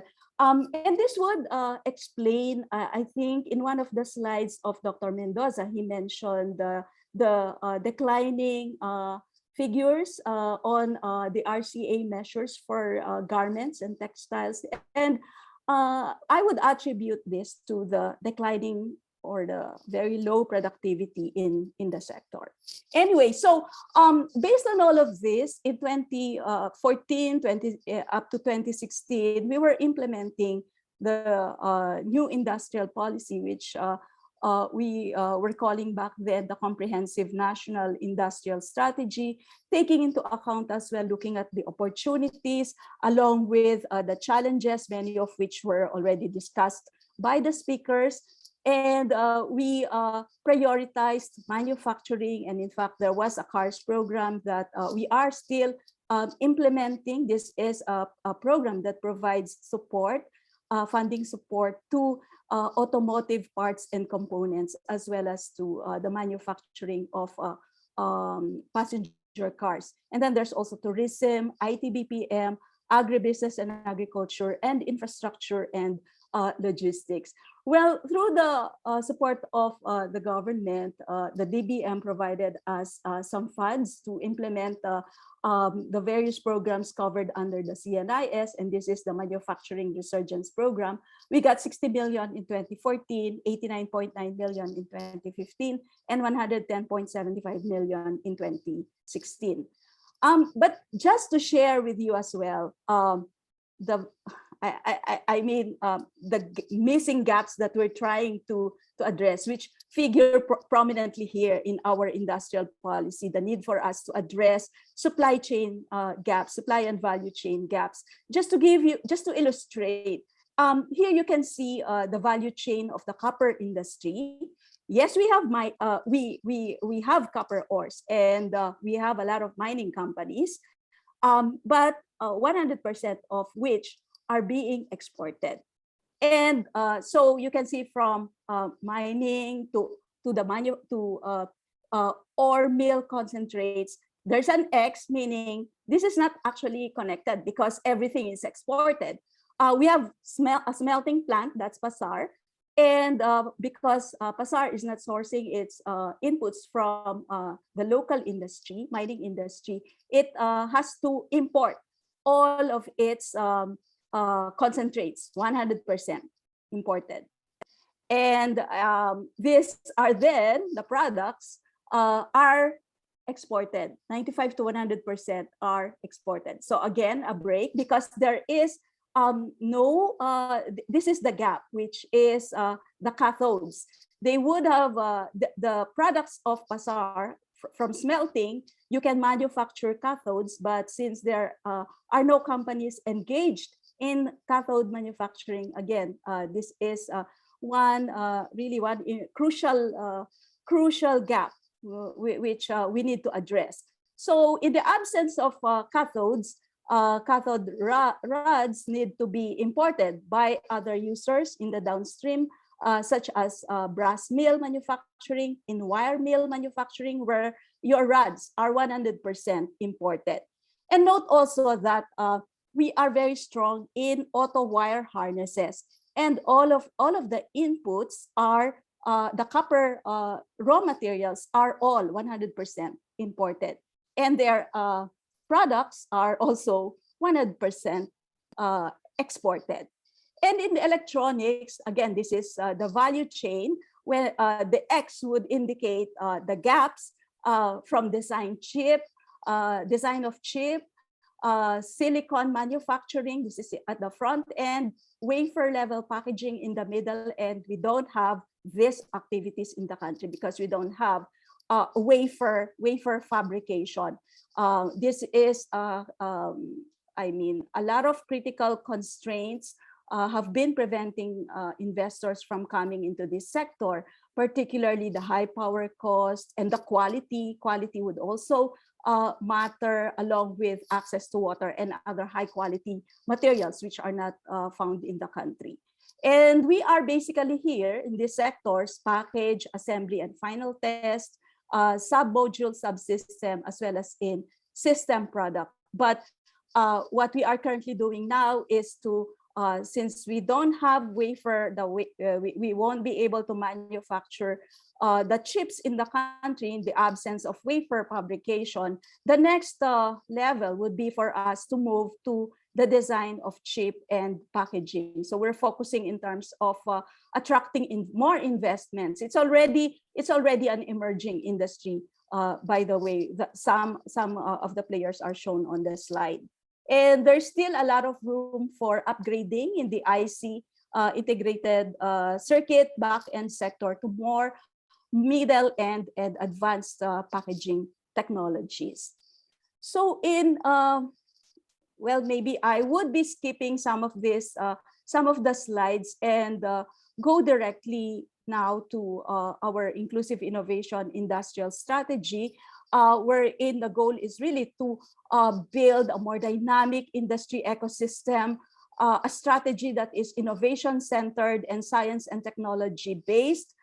We are embracing Industry 4.0 technologies, supporting the growth of more innovative MSMEs and startups, integrating our production system, so addressing those gaps that I've earlier mentioned, creating a more enabling economic environment, addressing the ease of doing business, simplification of processes and automation, reskilling and upskilling the workforce. This is really a major focus of the strategy, and innovation and entrepreneurship ecosystem, building the gap building these two, addressing the gaps and bridging these two ecosystems.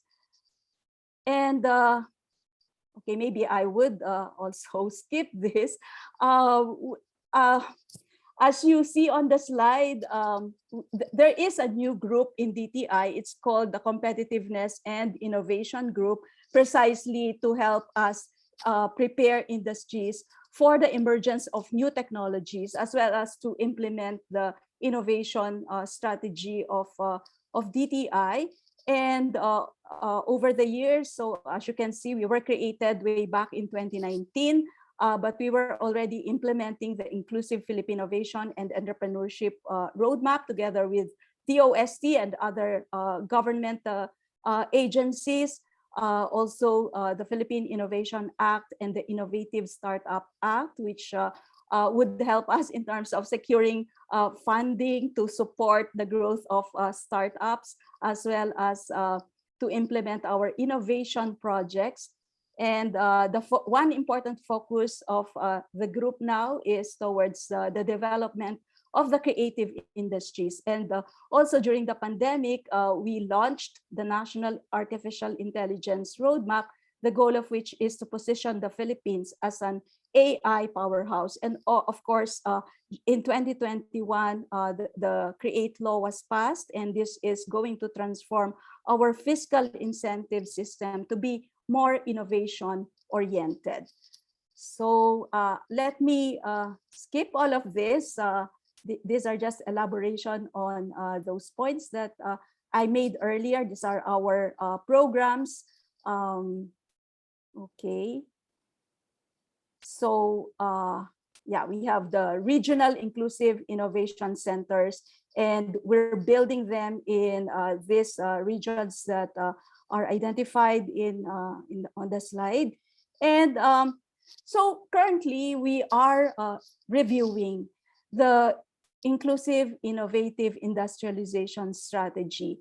And this review is crucial as we shape the future industrial policy to overcome the crisis and set the country back on its development path. And we want a transformative recovery through the adoption of digital technologies arising from the fourth industrial revolution. And at the same time, we have the CREATE, which is going to provide the incentives for strategic industries. And our goal really is to strengthen competitiveness by the adoption of advanced technologies in major sectors like agriculture, fishing, manufacturing, and services. And this is going to lead to the structural change and industrialization that we have long been pursuing. And through the adoption of new technologies, really these are focusing in terms of our recovery, reducing as well carbon footprint. So it has the adoption of clean technology solutions. So more investments towards smart agriculture, advanced manufacturing, and the knowledge-based services. What we want is to build a robust industrial base by investing in R&D, creating a vibrant startup ecosystem, more investments towards modernizing our infrastructure and human resource development. And by addressing the supply and value chain gaps, we would be able to integrate our production system. So this is how it currently looks like. And As you can see, there are three major goals. One is first, the accumulation of investment and science and technology investment production capabilities. So we want more investments, especially towards advanced digital production, more R&D and innovation, along with human resource development to help us in terms of building new and future skills of our workforce, as well as building our research capabilities. These policies would be important for us to increase our productivity. Second is how do we pursue the structural transformation? Well, we want to increase the share of knowledge and science and technology innovation intensive sectors in our GDP, and hence the need for us to adopt to support the adoption of Industry 4.0 technologies, the integration of our production systems, and creating more forward and backward linkages and clean and efficient production. With all these policies, we are hoping to increase our GDP and create more job and income opportunities for the country. And excuse me, Yusek Aldaba, we're a bit pressed for time, so we would appreciate if you can wrap up now. Thank you, thank you. Yeah, if I can, two sentences.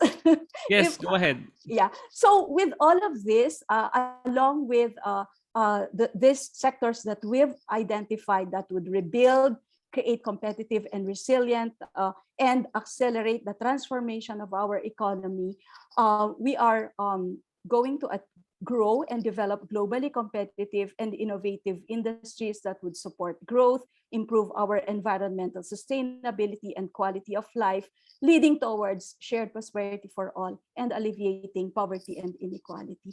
I'm very sorry for that, JC. Sorry for no problem, Yusek. Thank you so much. Thank you for alerting me. Sorry.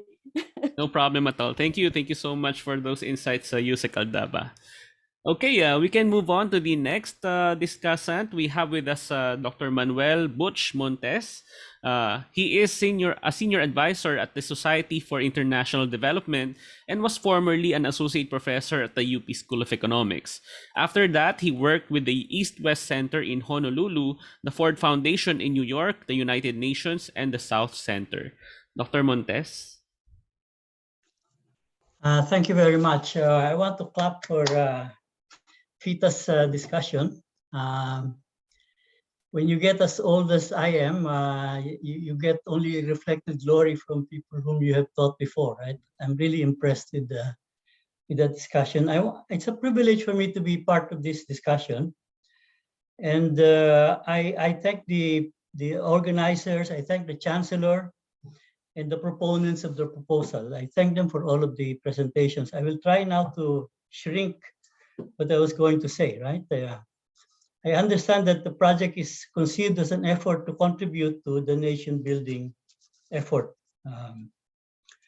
This project is being called at the same time that we have one more crisis in the country, which is again of external origin. I cut my academic teeth in the 1980s developing country debt crisis, the 1997 East Asian crisis, the 2007-2008 subprime crisis, the pandemic, and the inequitable access to vaccines, and now the looming debt crisis as a result of developed country U-turn in their monetary policies. To the matter at hand, I'm supposed to comment on this proposal called Role of Institutions in Geopolitics on Foreign Investments and Investment Policies. And the project is focused on domestic institutions and domestic governance. That means it's not focused on the international problems with governance, given that the current problems that we have are actually externally sourced. But of course, we know that all our neighboring countries had faced the same external problems and were able to respond to them. And we have had the presentations by, I got the papers by Dr. Magno and Dr. Mendoza. And both papers really present very disturbing and alarming results. Yeah? The Philippines compares very poorly with its ASEAN neighbors. When I started teaching, and I look at this as very long-term issues, right? Of course, the recovery from the pandemic is important. When I started teaching in 81, the Philippines was ahead of Thailand and Indonesia in per capita income. And Dr. Magno's paper indicates losses in economic dynamism, especially in the last, 6 years, and associates this with the poor quality of institutions in a variety of dimensions. Dr. Mendoza's paper surveys the truly poor state of the Philippine trade sector, measured by the various aspects that he talks about, right? And his title is correct. It's old problems in the new normal. These are indeed old problems. In 1984, the Philippines introduced a program in the last years of the Marcos regime to try to solve all these problems. After 27 years, it might be important to ask, because the UP academics were my brave contemporaries and colleagues at that time were very active in that program. Not only how disappointed they are with the results, but what they think would be the solution to such an unexpected outcome.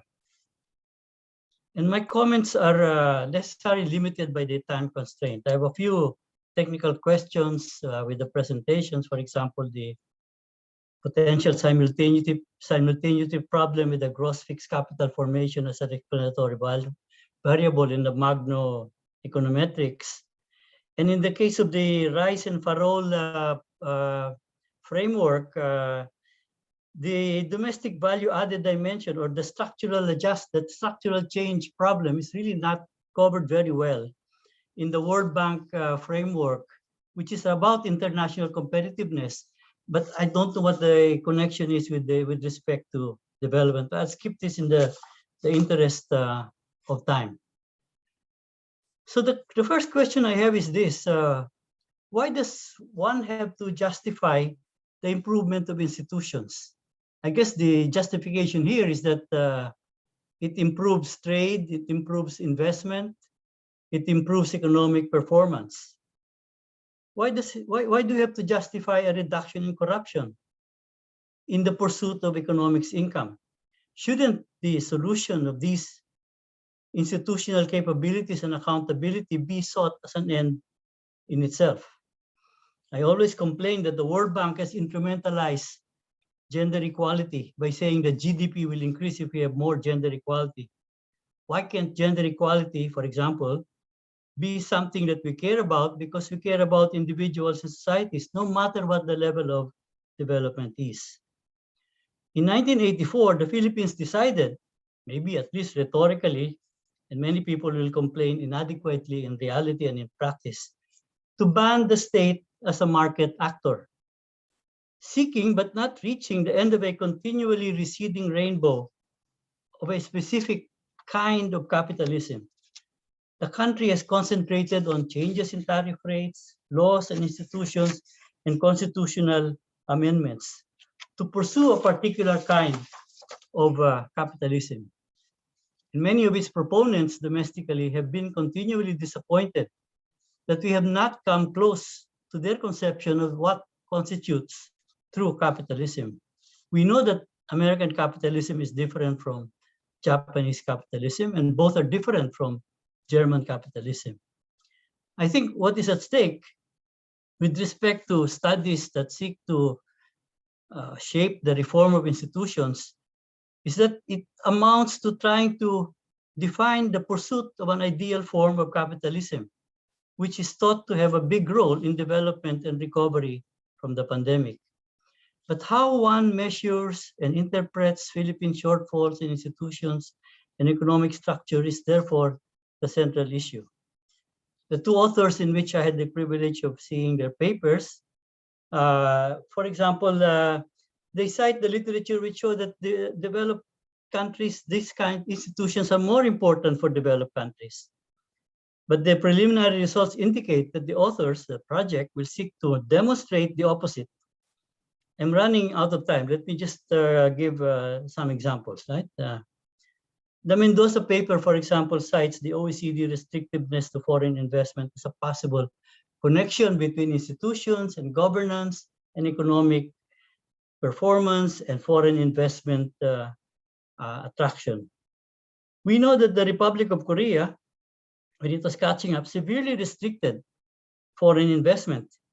China and Vietnam have severe restrictions on foreign land ownership.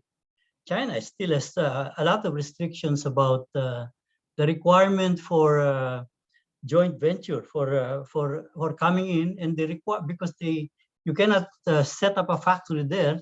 You have to negotiate with the local government, and you therefore have to sign a contract in order to set it up, and they then impose all kinds of restrictions like sharing of technology. In the case of the Philippines, our approach has been to continue the pursuit by changing our laws, changing our restrictions. Under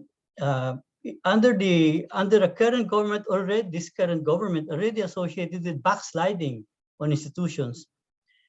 And the question that we have to ask is this going to go fast enough, or is this really what we need? Are we asking the right questions? Will this actually lead to more total investment or more export diversification? There are a lot of counterexamples, right? Well, there's the counterexample of our own region, where these kinds of efforts were not emphasized, but instead industrial policy efforts, direct industrial policy efforts were emphasized, just as Undersecretary Aldaba talked about in the case of Thailand. In the case of Thailand, actually, after the crisis, they set up a big program to get into the automotive industry, working with the foreign investors.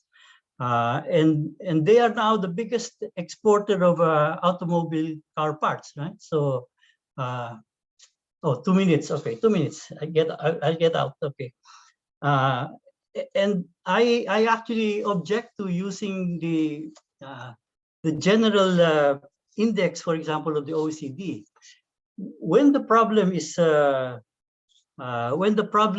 not the question of overall laws and overall institutions, and the problem is being able to develop industries. For example, as Undersecretary Aldaba discussed, the problem of supply chains and the missing wafer manufacturing process in the Philippines. Wafer manufacturing, the Malaysians 20 years ago, the Malaysian government, right, set up the wafer manufacturing in Penang Island to make sure that they will continue to improve their export competitiveness and their structural change. So in 2010, China's overall index on its foreign investment restrictiveness was very high. But what has happened is eventually the score of China, and in the case also of Vietnam, because otherwise the overall index would be useless, right? Began to track the success of these countries, and began to track also the lack of success of countries like ours, right? So in the bigger scheme of things, I think this project, whatever the results are, can build on the results of this project. But the question is, the project, as I interpret it, and I could be wrong, is trying to, instead of asking whether that program was the correct program and not the kind of program, for example, that was presented by Undersecretary Aldaba, but looking for another problem, why that happens, right? Another explanation. The explanation that is being proposed is the poor institutions, and that's the reason why the Philippines is lagging behind its own neighbors. Perhaps the other question should actually be then asked, which is implicit in what I consider to be the presentation of the Undersecretary. to analyze why the country's 1984 project did not fare very well. And is it possible to analyze it without associating it with shortfalls in institutions, which first of all might take a long time to have an impact, right?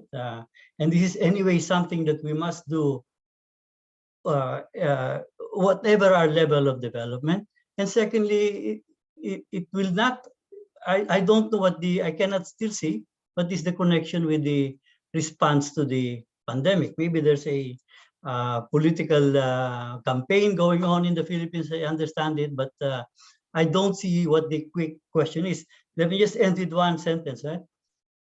Undersecretary Aldaba was very, very insistent that there has to be the provision of finance. And when the Philippines undertook its trade liberalization program in 1984, there was no provision of finance. The finance didn't come. There was no adjustment for the private sector. And this is really in the spirit of banning the participation of the state in all market activities. Now we must actually change the whole paradigm, right? And this will actually be, as Danny Roderick has said about 15 years ago, quite demanding of good institutions, right? Now we must change the paradigm to actually undertake industrial policy. Let me stop there, and thank you very much for this opportunity to share my ideas. Thank you very much, Sir Butch, for those constructive and specific comments that will surely help improve the speakers' papers. Okay, so last but not least, we have with us Dr. Rene Ofreneo, a Professor Emeritus of the University of the Philippines and former Dean of the UP School of Labor and Industrial Relations. He is one of the leading scholars on labor relations and labor market studies in the Philippines and in Asia Pacific. He writes a weekly column, Laborem Exercens, for Business Mirror, and Dr. Ofreneo is also the president of 3 civil society organizations, the Freedom from Debt Coalition, the Integrated Rural Development Foundation, and the Philippine Movement for Climate Justice. Dr. Ofreneo. Yeah, maraming salamat, Dr. Ponongbayan, and maraming rin po salamat kay Chancellor Nemenso at mga kasama niya for involving me in this very important forum. Can I share the screen? Maiksi lamang po ito. Nakikita na po ba nyo? Hello? Wala pa sir. Sige po. Anyway, let me see again. Socialism. It's okay, Arun. It's supposed to be here. Yan, wala pa rin po. Anyway, napindot niyo po yung share screen button. Share screen button. Balikan ko yung share button. Okay. Sandali. Yan, share. Then, ayan. Okay? Ayan. Sige po. Okay. Para mabilis lang po ito. Anyway, hindi ko natanggap yung mga papel kasi kanina umaga hindi pupungas-pungas po tayo.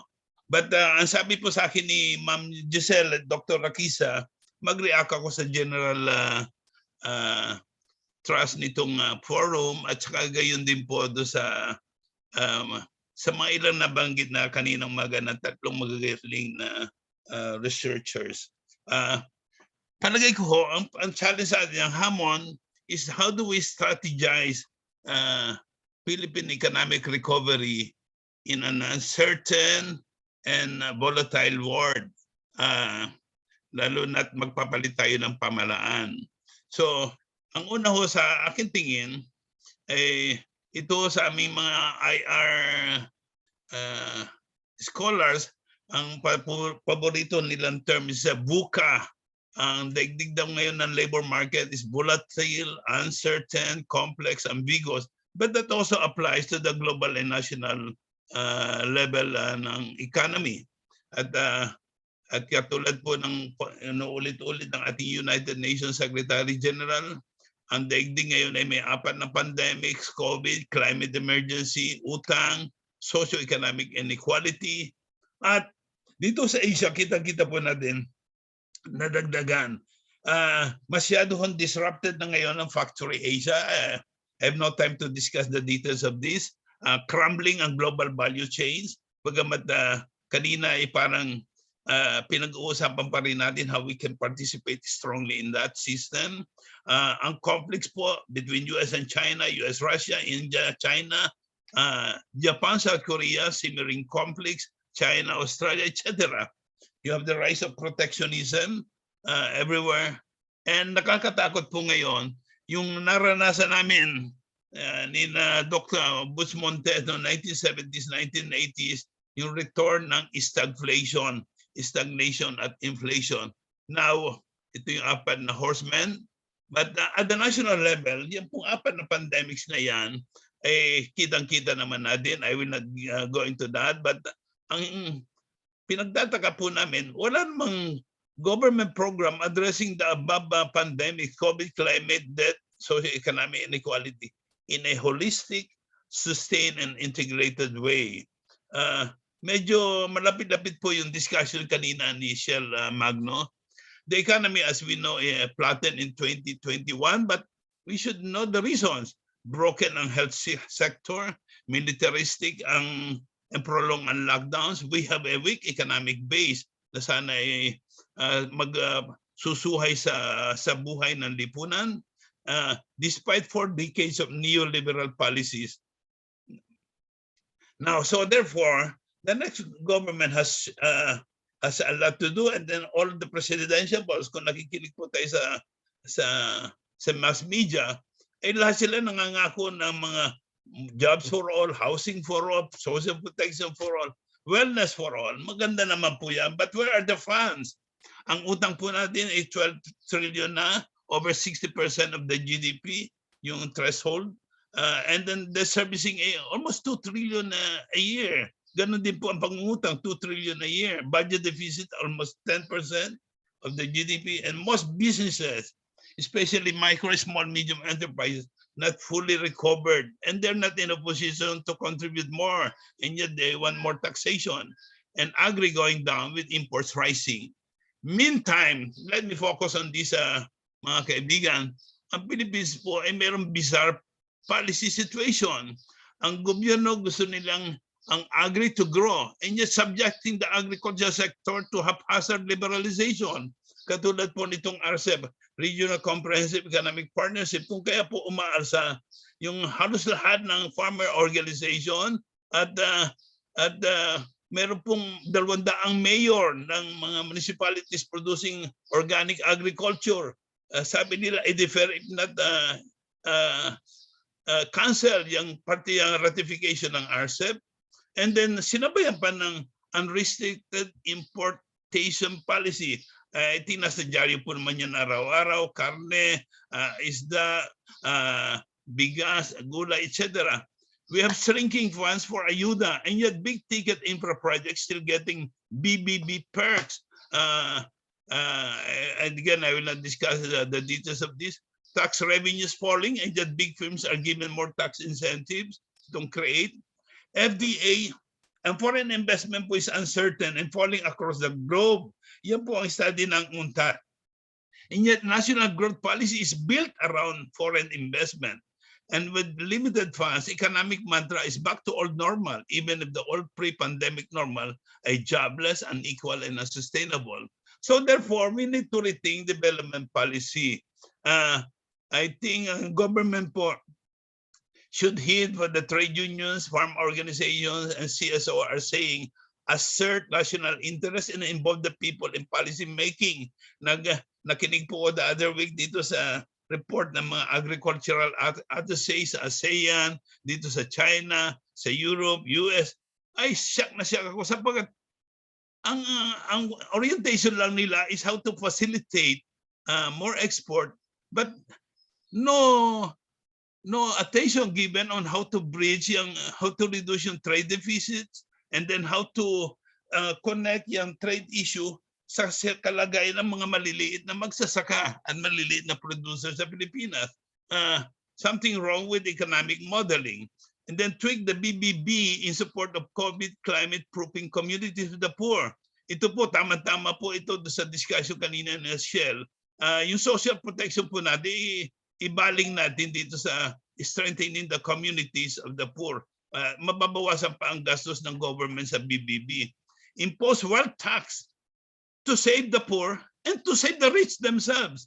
Kasi kung babagsak ang ating ekonomiya, siyempre tatamaan din sila. Transform PPP into people-public partnership. Lagi na lang naririnig natin yung PPP. Pero nakalimutan yung farmer-public partnership, community-public partnership, OFW public partnership. And then mobilize savings of OFWs and capable Filipinos. Despite the pandemic, mahigit sa $30 billion a year ang nire-remit ng mga OFWs.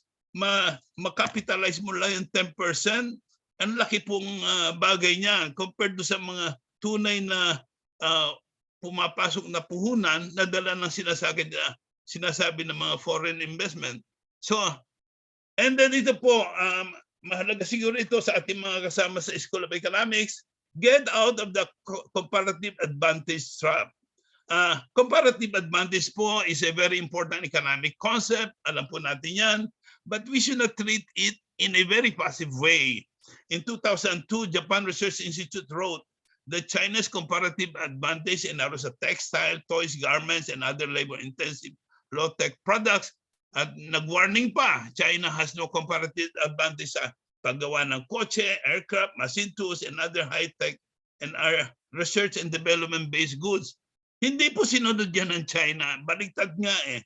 Ang tawag pa nga ng China today, a comparative advantage defying program. You can read yung mga reports ng mga economic planners ng China. Medyo maswerte lang ako, nakabasa ako ng ilang English translation. In case of Philippines, NEDA identified comparative advantage sa garments and electronics assembly. And katulad ng report kanina, we got stuck with law and electronics assembly. At we lost the garments in 2000 onward. Noong po 1996, I had the opportunity to lead a study on how we can upgrade garments and develop niches para in preparation for sa MFA agreements sa WTO. Pero hindi po sinunod yun. At nanalig pa rin ang gobyerno na just liberalize everything and the magic of liberalization will work wonders. It never worked wonders. Now, rethinking development is stop organizing the economic blueprint around FDI. Nakakabingi na po. Pag binabasa ko lahat ng mga development blueprints natin, ano sasabihin ng foreign investment? Paano sila papasok? How do we roll the red carpet? Mahalaga po ang foreign investment, but why treat it as the sole determinant of development? It should supplement, not displace Philippine capital. We have a large domestic market, 111 million. And yet domestic industry and agriculture are unable to prosper due to neoliberal, despite itong 4 na dekada ng trade investment liberalization, deregulation, and privatization. Today, ang economy is largely remittance driven, meaning ang talaga tunay na savior natin OFWs. So napakahalaga po yung sinabi ni Yusek Pita, industry policy revival, important. Pero siguro ho, diretsuhin natin. For it to succeed, let us focus on enhancing really Filipino capability. FDI partnership, mahalaga yan. Pero let's not give the secondary po yung. Katulad sinabi ni Bus Montes, mahalaga yung ginagawa ng INSIC na acquiring technology. Some priorities po, of course there are many, but you see, in crafting a recovery program, i-prioritize po natin ang survival program for the vulnerable, seniors, informal, assistance to nations survey saviors, and napakaganda po ng discussion ni Cielo, transform social protection for the poor as growth is stimulus. Ganyan naman po ang history ng tinatawag na stimulus spending in support of development. Institute just that policy po, nakukuba po tayo sa utang. I-recall po natin itong PD 1177 ni Marcos na automatic debt service law, renegotiate debt schedule, cancel odious debts, magkaroon po ng audit ng debt. Napakalaki po ng utang 2 trillion a year na. Pero parang kulang tayo ng transparency dito. And build long-term plan based on a vision of genuine structural transformation of economy in the hands of Filipinos. Now, bakit ko pa sinabi yun? Kasi it's in relation to my conclusion, let us revive economic nationalism. I had a discussion with Chairman Christian Monso the other week. Ang sabi niya, economic nationalism is written all over the Constitution. At in particular, sabi niya, ang sinasabi ng ambisyon ng ating saligang batas, build strong industrialization at itong sound and integrated agricultural development effectively controlled by Filipinos. Sabi po niya, hindi po nangyayari yun.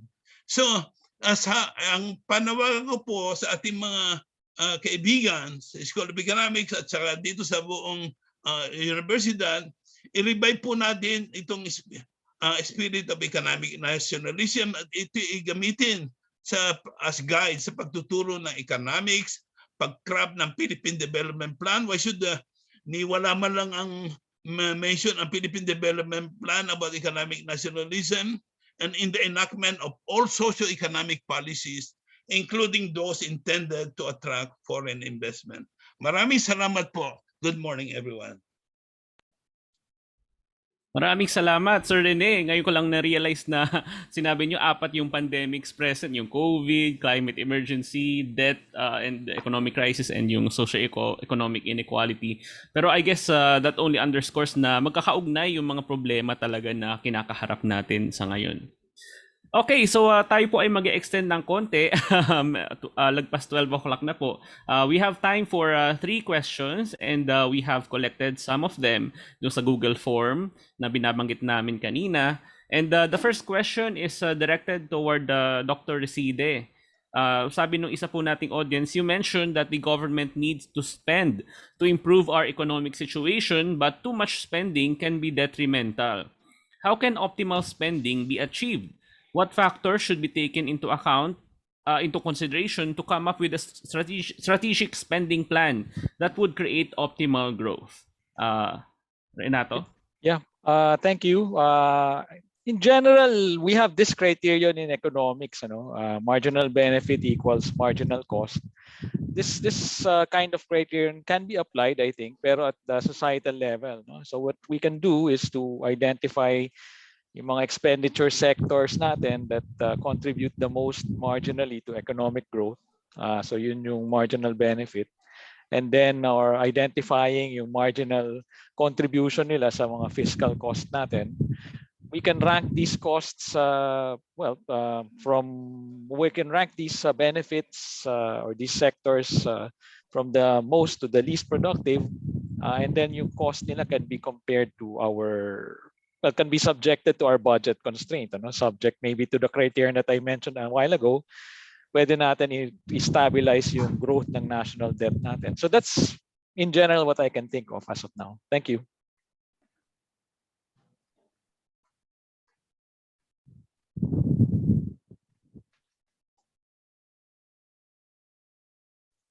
You're muted, Ata. JC, you're muted. Oh my God, I'm sorry. Ayan. Zoom Tito. Ayan. So thank you Renato. The second question is directed to Cielo.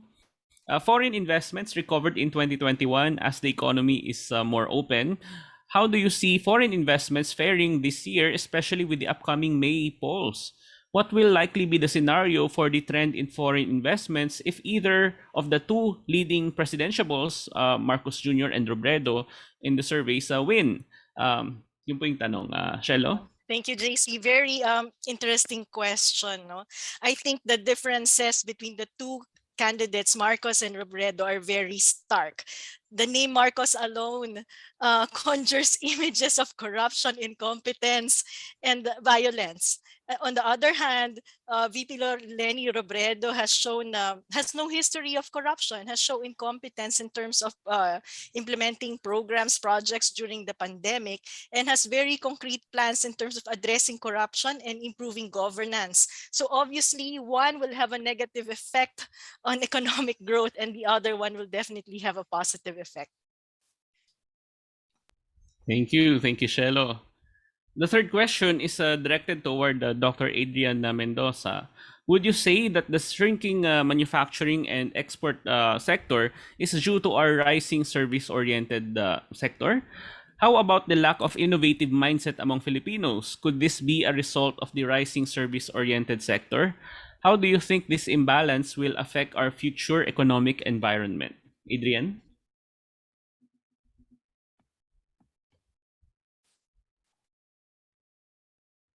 Ayan, nakamute ka rin. Ayan. Okay, so ano yun, Zoom Tito. Salamat, JC. Salamat din sa nagtanong.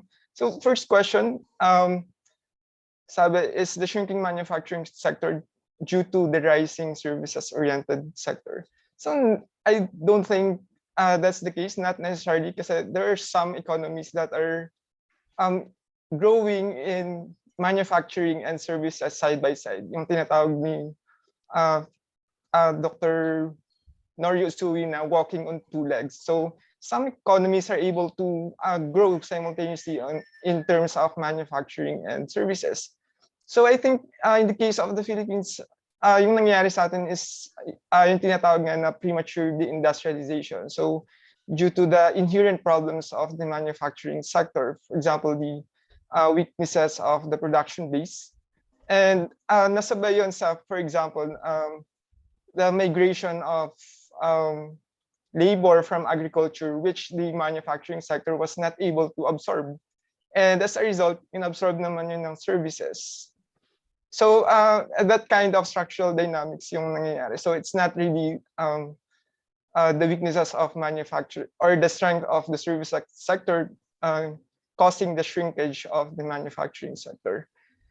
And second question, in terms of the innovation mindset, could it be that the rising services-oriented sector be the reason for the lack of the innovation mindset among Filipinos? So again, in general, sa totoo, for example, in developed countries, the services sector is actually a source of great innovative ideas. Especially currently, we are in the era of very integrated cross-sectoral manufacture or production in general. So we have yung tinatawag na servicification of manufacturing. And most of the innovative ideas in manufacturing are actually supplied by services. So it's not necessarily that due to the rising services that kaya mahina yung innovative culture sa Philippines. So again, we can trace back to several causes. For example, yung lack of in the past, yung lack of investment natin sa skills and sa technology. And mababa din, for example, yung absorptive capacity natin, which of course was also caused by our low investment in skills and technology. So last question is this imbalance, will this imbalance affect the future of economic growth? Of course. So what really advocating is a more balanced growth of the Philippine economy. So a stronger manufacturing sector that is supported by a vibrant and modern agricultural sector. And at the same time, tinatahi naman sila ng isang napaka high-skilled na services sector. Kasi currently we have a low-skilled services sector, which is absorbing the excess low-skilled labor in agriculture and manufacturing. Thank you. Thank you, Adrian. We have a bunch of other great questions in the Google form, but unfortunately, we don't have time to answer all of them. We can have just one last question that I'd like all the speakers as well as the discussants to answer briefly. If there's one policy that you would like the next administration to implement to accelerate the economy's recovery, what would that policy be? And just in just one sentence, explain why. Maybe we can start with Renato. Sorry. Thank you, JC. Siguro yung, based on my presentation kanina, I think we just need to identify that, well, the next administration should focus in public investment on the most productive sectors. And that I would think, given what we went through, this would be infrastructure, education, and the health sector. Those, I think, are the most important things we need to focus on at the moment. Thank you. Okay, thank you. Short and sweet. Cielo? Strengthening institutions and the comprehensive social protection program. Yes. All right. Adrian?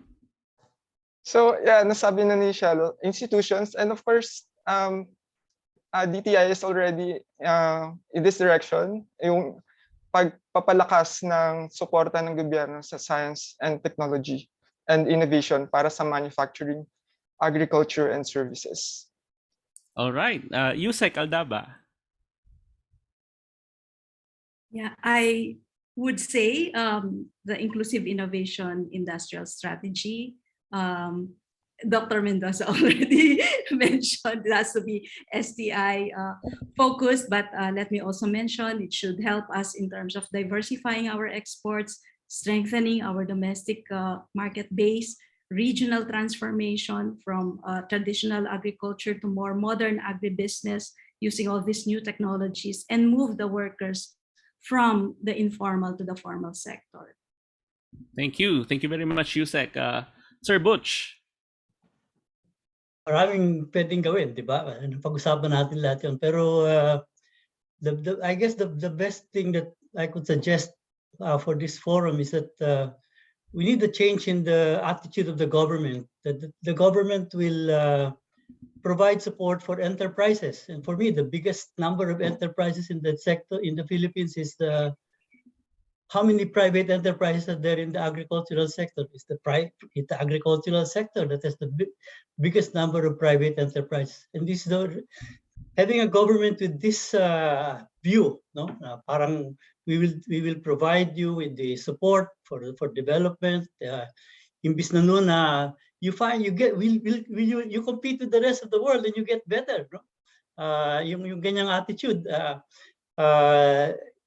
What struck me about the video was what I call reprimitivization, diba?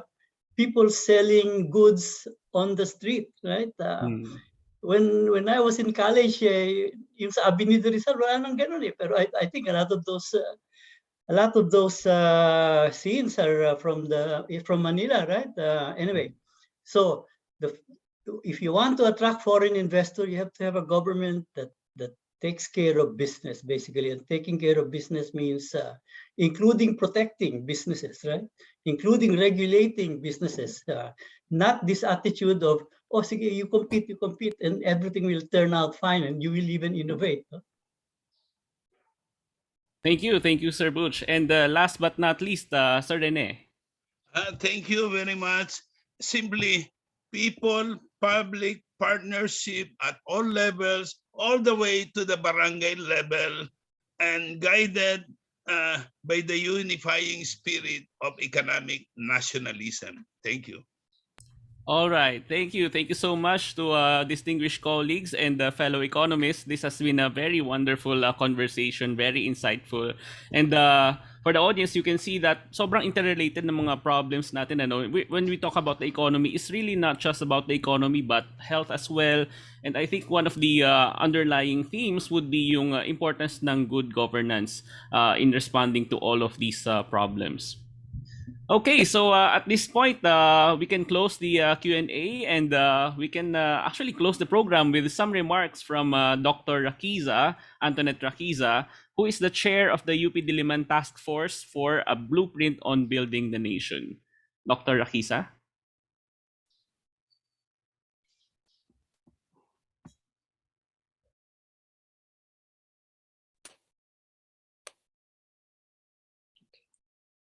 So Thank you, JC. Magandang umaga sa inyong lahat. The webinar this morning on economic recovery and transformation raised many issues on the basis of growth of the Philippine economy ravaged by the COVID-19 pandemic. In a matter of 2 years, the Philippines saw its high-flying economy plunge to a deep recession, the depths of which the country had not experienced since the Second World War. That our economy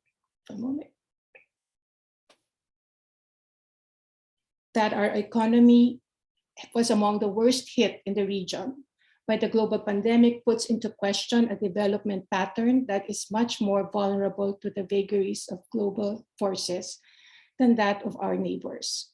Our panelists this morning dealt on the reasons for the economy's vulnerabilities and raised different policy proposals for its advance. So let me just give some of the highlights of the discussion.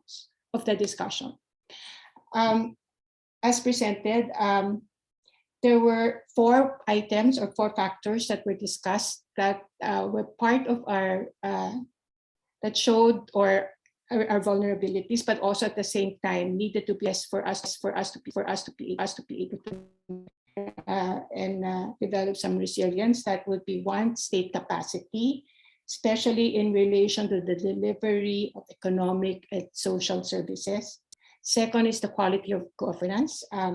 3rd is the need to strengthen our industrial policy or industrial development and agriculture in relation to the need for structural transformation. And the 4th, of course, is the social equity, in particular social protection.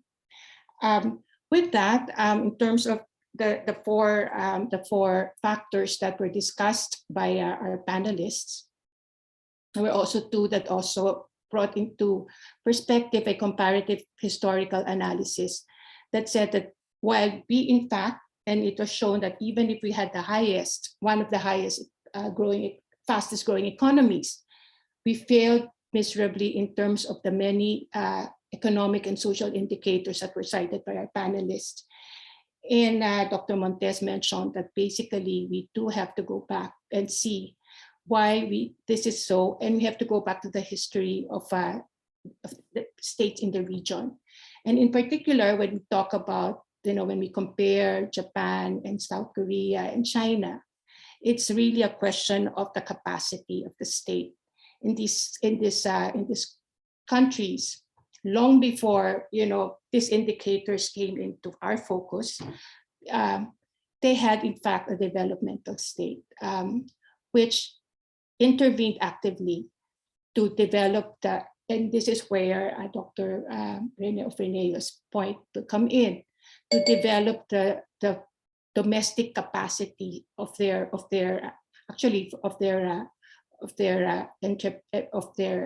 domestic economies in order to compete, in fact, with in the global market. So it's not just a question of bringing in foreign investments, but it's also in a way to develop the capacities of the Filipinos to come up and provide world-class competition. So with that, we bring into different perspectives in terms of different perspectives that definitely will require and deserve more discussions. We hope the webinar will contribute to advancing the national conversation on high impact issues leading up to the May elections and beyond. On behalf of the UP Diliman Task Force for a Blueprint in Building the Nation, I would like to thank our presenters from the UP School of Economics, Dr. Renato Reside, Dr. Cielo Magno, and Dr. Adrian Mendoza. We would also like to thank our distinguished discussants, DTI Undersecretary Fita Aldaba, Dr. Butch Montes, and Dr. Rene Ofreneo. To our moderator, Dr. JC Ponongbayan, maraming salamat. And of course, most especially, we would like to thank Dr. Joseph Capuno of the School of Economics and a member of the task force for convening the webinar. As the Chancellor mentioned in his opening remarks, this webinar is part of the UP Diliman hashtag Pilipilunas 2022 series that seeks to raise issues that we feel need to be front and center of a national governance agenda that would help guide our voters and candidates in the elections and our country as we make the transition from the pandemic under a new administration. In March, we will have 2 more webinars that will continue the discussions we had today and will focus on the issue of social equity and structural transformation as integral for the country's recovery and transformation. On March 14, the hashtag Pilipilunas 2022 webinar series will shine a light on the National Social Protection Floor Initiative. And on March 22, we will discuss the sectoral basis of growth by focusing on industrial policy and nation building, with members of the UP Diliman Science and Technology community as among the presenters.